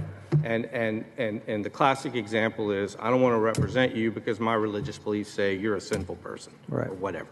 And this person has a right not to be, under federal law, has a right not to be discriminated against on the basis of their gender identity, sexual orientation, race, national origin, gender, et cetera. And what we're doing is we're balancing, right? So these two rights are coming head to head, and somebody's got to give. And we have to decide as a society, which one are we going to say is more important? And what this law does, in addition to, I think, making a morally indefensible decision on which side we should tip the scale to, it's moving the net in terms of where that decision is made. And I think that's wrong. And I think it's probably a waste of time because it'll be unconstitutional and it'll be overruled in the courts anyway. Correct. But in the meantime, could either one of you all see a case where, if this law were to be passed, as I asked the witness from the prior panel, that it's a member of the LGBTQ community or a transgendered person is appointed a public defender, and that person walks in and says, "Oh, I can't defend you." Can you see that happening? Absolutely, you can see that happening, and in fact, you could see lawyers angling to make that happen so that they could make a political argument. Mm-hmm. And that's what I was trying to say about the best traditions of lawyering in this country. If you use your example, which is a great one, Senator, at a time of someone's greatest crisis, someone who's impoverished and can't select which lawyer they want, and they are assigned a lawyer, and their life depends on the representation that they receive from a lawyer, the idea that that lawyer can walk away from them at any time because that lawyer says, "Oh, I hadn't realized that your aunt's a lesbian, and that is so disgusting to me, I'm going to walk away from representing you." They have the right to say that. The lawyer has the right to say that. The lawyer has the right to think that. The lawyer has the right to proclaim it from the highest mountain. But the idea that a lawyer should be protected and say, you no longer have to represent your client on that basis, I think we've forgotten what the job of lawyers is in our society and what the role is of lawyers. And let me just add one quick thing to that. If you look at in particular the criminal justice system in this country, everyone is entitled to a defense, a vigorous defense. And that's why we have public defenders, right? And so lawyers are already in a position where we're expected to represent people even when it's not palatable, right? Because they have rights that need to be protected. That's our obligation as lawyers. And what we're saying with this bill is, but not here, but not here. Well, thank you both for your testimony and your choosing to be here today. Appreciate it very much. Thank you, Madam Chair. Thank you. Thank you, Senator Menendez. Senator Hughes, you're recognized. Thanks. Just a couple of questions, because I know you're not trying to mislead anyone. Let's talk about duties of attorneys. Even though you're not here as an attorney, were you before a court, would you have a duty of candor to the tribunal? Sure, and I am here. I'm a lawyer wherever I go, so I'm here as a lawyer today. Okay. Now, I've been admitted to a few courts pro hoc vice myself. Lest the committee be misled by partial information shared with them, let's talk about that process. When you want to be admitted to a court pro hoc vice, who has to make the motion for you? A lawyer in that who's licensed in that state and before that court. The state or court, federal court, state court. Maybe you're licensed before the Western District of Texas, but not the Northern District of Texas or another state, right? Yes. And so when a lawyer signs that affidavit with the motion to admit you pro hoc vice, what does that lawyer attest to? That you're admitted in the state in which you are from. In some states that you don't have disciplinary actions pending against you. In some states that he or she will monitor your work and be responsible for it. Anything in there about public policy in the state of the bar where you are admitted? No, just like when I walk into... I've never seen it. Excuse me, I'm trying to answer your question, Senator. There's nothing in there, just like when I go to buy something at Nordstrom's in Los Angeles, they don't question me about my public policy beliefs, but they also won't... When I go to deal... Let me say that again. There's nothing in the affidavit on that subject. Similarly, when I go to deal with someone who's employed by the state of California, they don't interrogate me about my political beliefs, but they can't come to Texas on state money for the same reason. California will not pay for a public employee to come here because their employees are barred from doing that. I get that. I was curious about admission pro hoc vice. Have you ever heard of an attorney? Well, let me back up. Have you ever been denied admission to a court pro hoc vice because you're licensed in Texas? I never have been denied for any reason. Have you ever heard of any attorney anywhere being denied admission to a court pro hoc vice because of policies of the state where that attorney is licensed? I'd really like to know. Of course, the answer to that question is no, because the problem that you're solving today is a non-existent problem. When we step into the realm of solving non-existent problems, we open ourselves up to to unexpected consequences. 4 years ago, if you had said to me, would the state of California, the state of New York ever bar their employees from flying into Texas? I would have said that's never going to happen. But that's the case today because of what you all have done. If we want to worsen the problem, then we just need to keep passing bills like this one.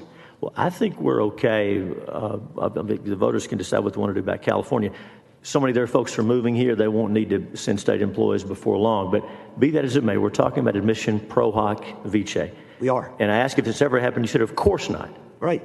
But if you pass this bill, I imagine that it will. But okay, I want to be clear. You think if this bill passes, that courts in other states will then cease to admit Texas attorneys pro hoc vice? Is that really what you're saying? I can say you're under oath. I am under oath. Yes. Well, first of all, I'm not under oath, but I'm glad to be. You're under oath when you've signed the electronic. Then I'm Time out. Great. I'm asking the questions. Now listen. When you filled out the electronic registration, you click the box, says you're under oath. Are we clear? Yes, sir. Do you agree you're under oath? Yes, sir. Proceed. Okay. I have no doubt in my mind that if this bill were to pass, legislation would be introduced in the California Assembly prohibiting the state of California's courts from granting pro hoc vice admission to lawyers here in the state of Texas. Can I guarantee you that? I don't have a crystal ball any better than you do, but that's my belief. Okay, thanks. That's interesting. Have you heard this from anybody else? Has anyone else ever suggested this? Well, I guess if you take the subset of people who've studied this bill that tries to solve a non-existent problem, asked to ponder it, I think they'd come to the same conclusion. But I haven't attended a conference on that point, no. Okay, so to be clear, you've never been denied pro hoc vice status because you're from Texas. You've never heard of any lawyer from any place being denied pro hoc vice status because of another state's policies. And as far as whether this is a hypothetical, you realize that the American Bar Association did propose this model rule in 2016. That's not a hypothetical, right? The American Bar Association proposed the model rule. Texas has a RFRA. I've never been denied pro hoc vice admission. This bill is discriminatory and unneeded, and all four of those things are correct. That's That's very helpful, and thanks for your testimony. I'm glad I could help. Thanks, members. Thank you. Thank you, Senator Hughes. Members, are there any other questions for the witnesses?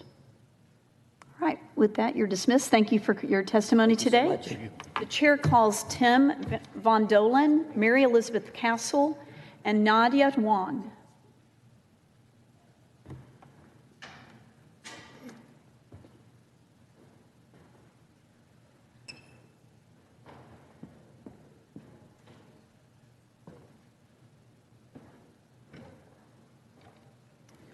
And you are first.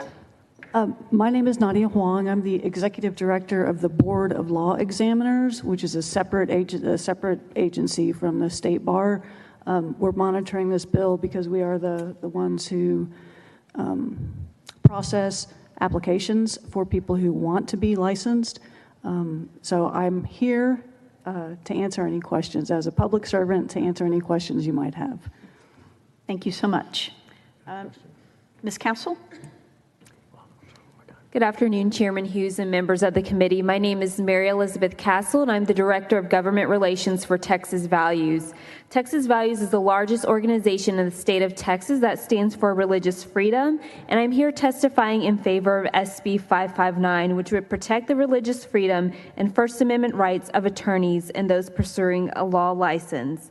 The necessity for this legislation arose in 2016 when the American Bar Association adopted Model Rule 8.4G that would prohibit law license holders and seekers from participating on panels on controversial issues on marriage and sexuality, or simply be a member of a group that disagrees with the viewpoints on sexual orientation and gender identity. A person seeking a professional license should not have their ability to make a living or pursue a career threatened because of their sincerely held religious beliefs. The legal profession and even law schools thrive off of the ability of students to have varying points of view and robust debate.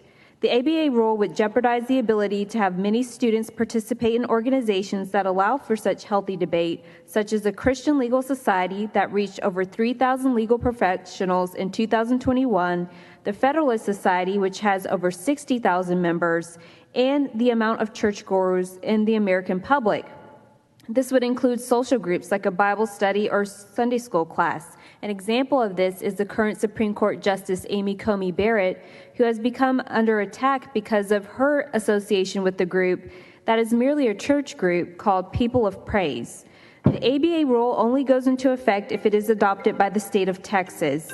The ABA sent a letter to every state Supreme Court to inform them of this new rule, and it is imperative that our state pass the language of SB 559 because this has been discussed by the State Bar as recent as 2021.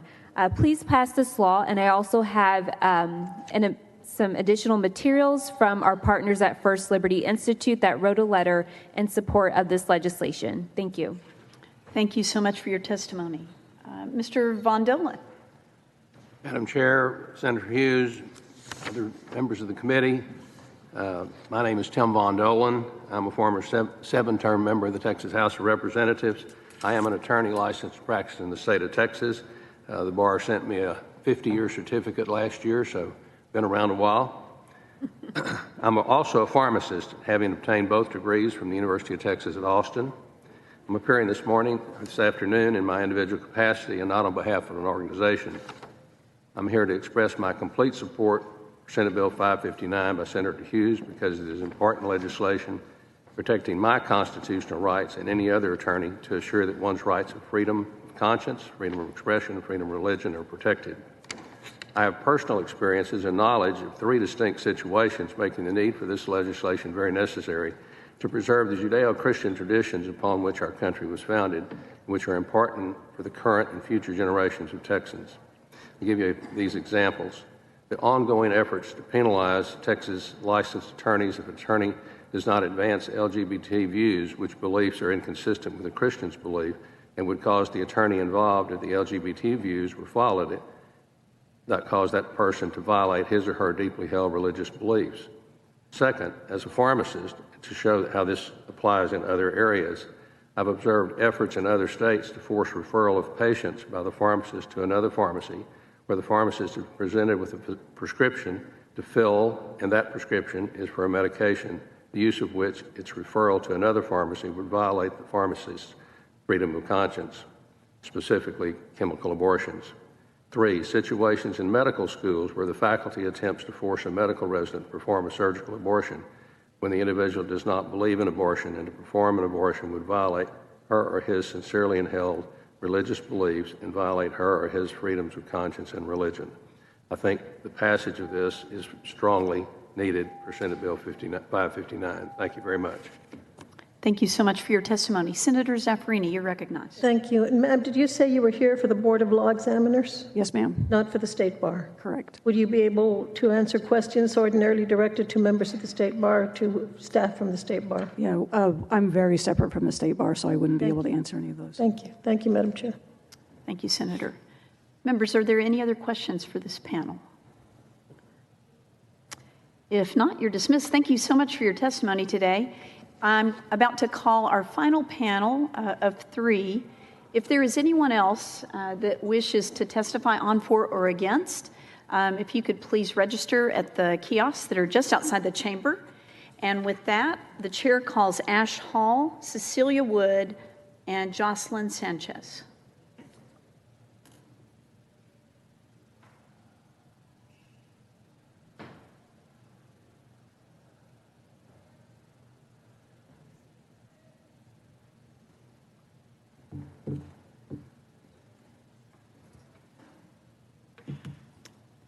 You are the most hydrated, and so it looks to me like with your big water bottle there, you can go first.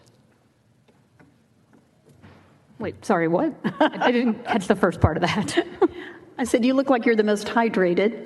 Oh, got it. That's what I didn't hear. Okay. Yes. I'm trying. That's actually not a strength of mine. It really wasn't worth hearing, so. It's all right. But you can go on and begin. Please state your name for the record. And, Absolutely. give us your testimony, please. Thank you. Absolutely. Good to be here. My name is Ash Hall. I represent myself and the ACLU of Texas, and I'm here opposing Senate Bill 559. Firstly, we find this bill to be unnecessary because, as we know, it was first drafted in 2017 in response to federal model ethics rules created by the American Bar Association that haven't actually been enacted by Texas, even though the Texas bars had at least 7 years to do just that.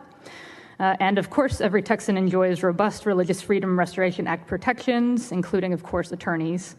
But additionally, we also find this bill to be harmful. It not only erodes the authority of the Supreme Court, as the Texas Bar Association is under its jurisdiction, but it would actually widen access gaps to counsel by rural Texans. And this is what I mean when I say that. Rural Texans have lost 25% of its defense attorneys since 2015, while the urban Texans enjoy a ratio of 28 lawyers for every 100 criminal cases. Rural Texans only have 5. And we all rely on attorneys for things like creating a will or settling property disputes. But under this bill, LGBTQIA plus Texans in rural areas or any person with religious beliefs that differ from local attorneys would face practical challenges finding an attorney for these everyday reasons they may need one. And this would occur under the backdrop of the rural access gap to internet that would make it easier to find an attorney otherwise. So, in conclusion, Texans of all religious beliefs, LGBTQIA plus Texans, and rural Texans all deserve access to representation. Given this, and given the religious freedom protections attorneys already enjoy, we oppose this bill. Thank you so much for your testimony. Cecilia Wood.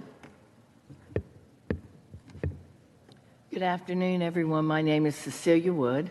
I am a board-certified family law attorney. I've been licensed in the state of Texas since 1986, and I'm here today in support of 559, testifying on behalf of myself.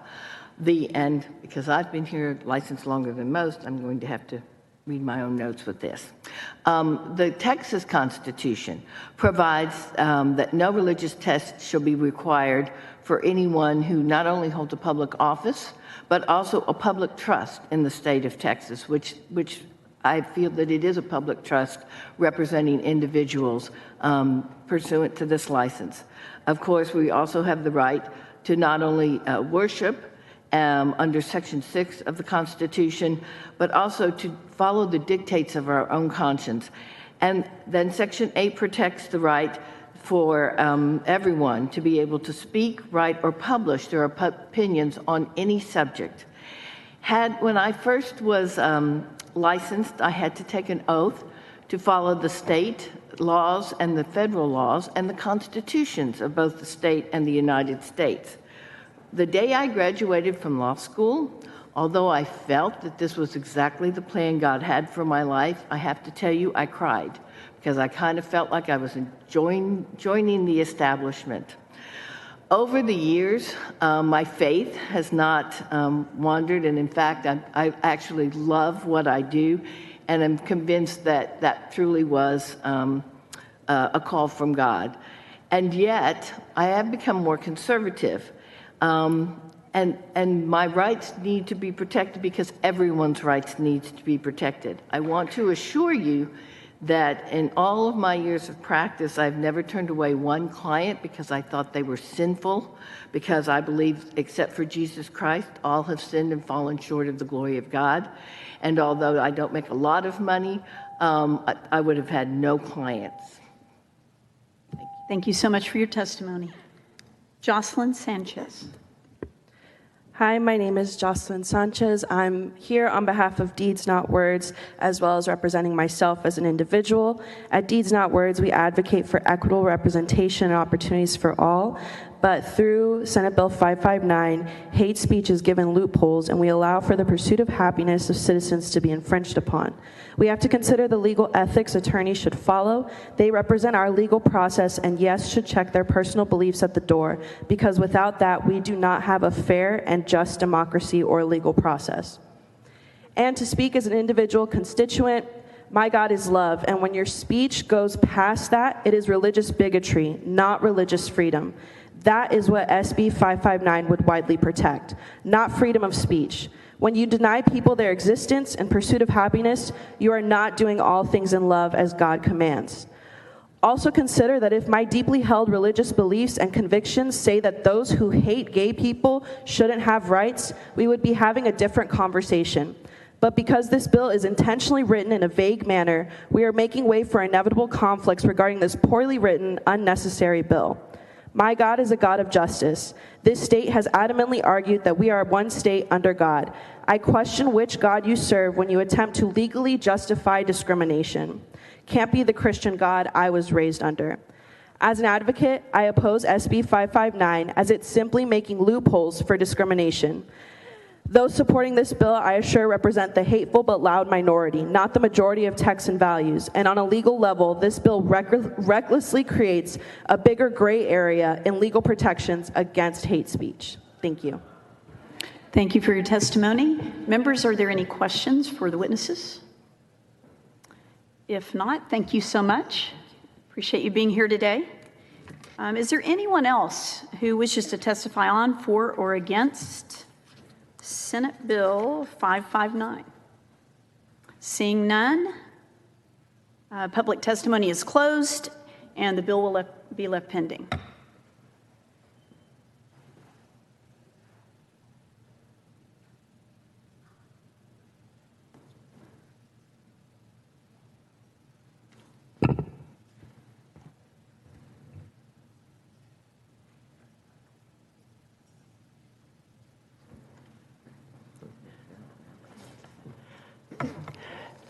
Senators, we'll be taking up the bills that we heard today, bringing back up for votes, and so we'll begin that now. The chair brings up Senate Bill 578, which we heard earlier. Each bill we're going to vote on is one that we heard in this hearing. Senator Safrarini moves that Senate Bill 578 be reported favorably to the full Senate with the recommendation to do pass be printed. Will the clerk call the roll? This is Senate Bill 578 on passage. Bettencourt. Birdwell. LaMantia. Menendez. Middleton. Parker. Perry. Schwartner. Zaffarini. Paxton. Hughes. Aye. Senator LaMantia is here. Senator LaMantia is aye. She's there. All right. Okay. So the count is 1, 2, 3, 4. How is it? Eight ayes? That would be 10, and then Perry's I too. He's just not present. Oh, very good. Do the motion writing again.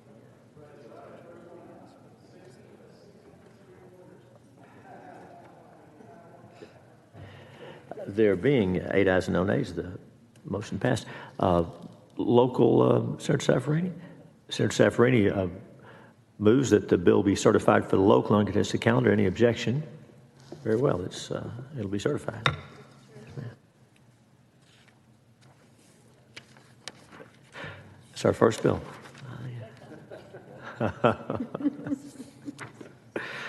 The chair brings up Senate Bill 599 by Senator Birdwell. 599, senators. Senator Birdwell moves that Senate Bill 599 be reported favorably to the full Senate with the recommendation that it do pass, be printed. Will the clerk call the roll? Betancourt. Aye. Birdwell. Aye. LaMantia. Menendez. Middleton. Parker. Aye. Perry. Schwartner. Zaffarini. Paxton. Aye. Hughes. Aye. There being 8 ayes and 0 nays, Senate Bill 599 will be reported favorably to the full Senate. Senator Birdwell moves that Senate Bill 599 be certified for the local and uncontested calendar. Is there objection? Seeing none, motion is adopted.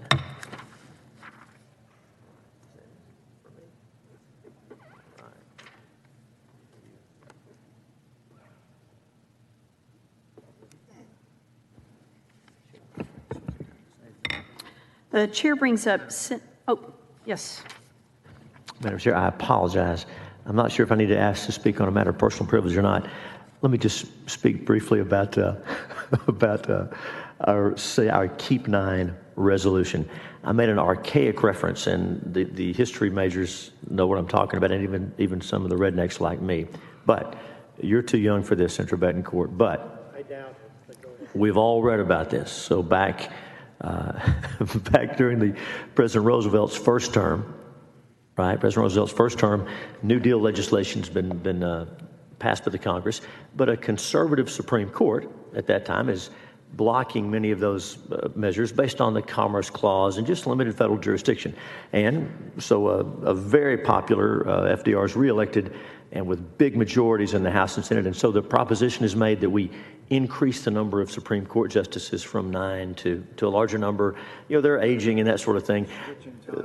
Senator, thank you. And so, that's right. And so so this proposal is made. And then after that, for some reason, after the proposal is made to raise the number of justices above 9, for some reason, a couple of the Supreme Court justices who had been striking down New Deal legislation began to vote in favor of it. And so the New Deal legislation moved forward. And so the bill to increase the number of justices never moved. And of course, there's the old sewing idiom about a stitch in time saves 9. Well, the original idiom, a stitch in time. And so somebody said when those Supreme Court justices switched positions, it was the switch in time that saved 9. Everybody probably knew that, but there were some questions about that on social media. And it's not really politics, it's just interesting history. And that's 3 minutes of your lives you're never going to get back. But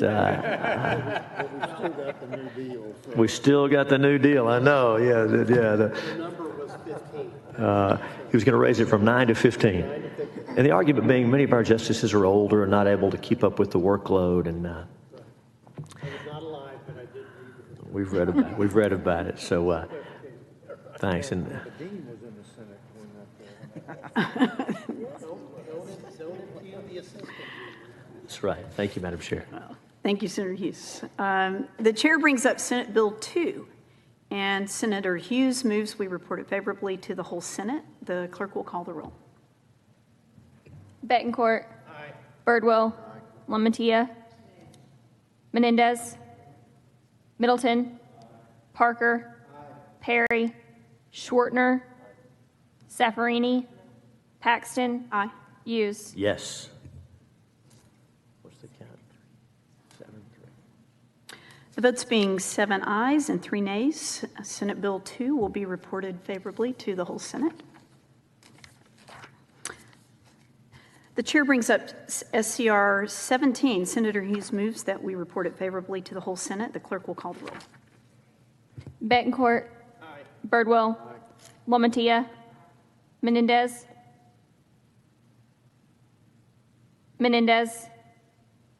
Okay. Middleton. Parker. Perry. Schwartner.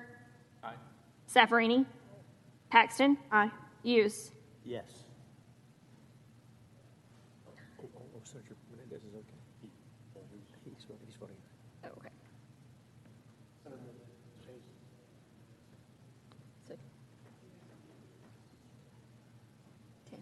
Switch in time.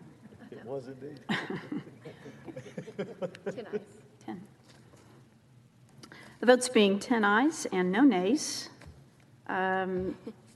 SCR 17 will be reported favorably to the whole Senate or local. There's no objection. Can a concurrent resolution go on there? Constitutional amendment, right? No. But it's not a JR. It's a.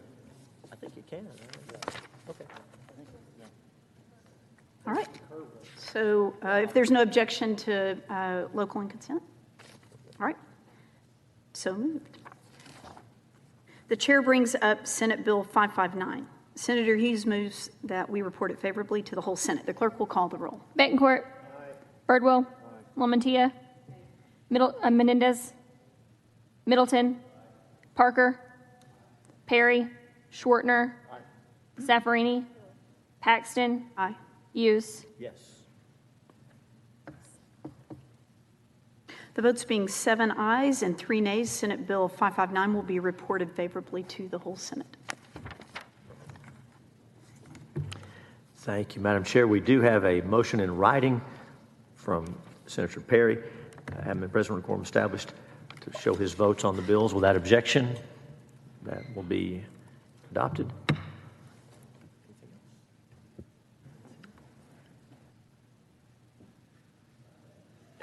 If there's no other business to come before the Senate Committee on State Affairs, the committee stands in recess, subject to call of the chair. Good afternoon.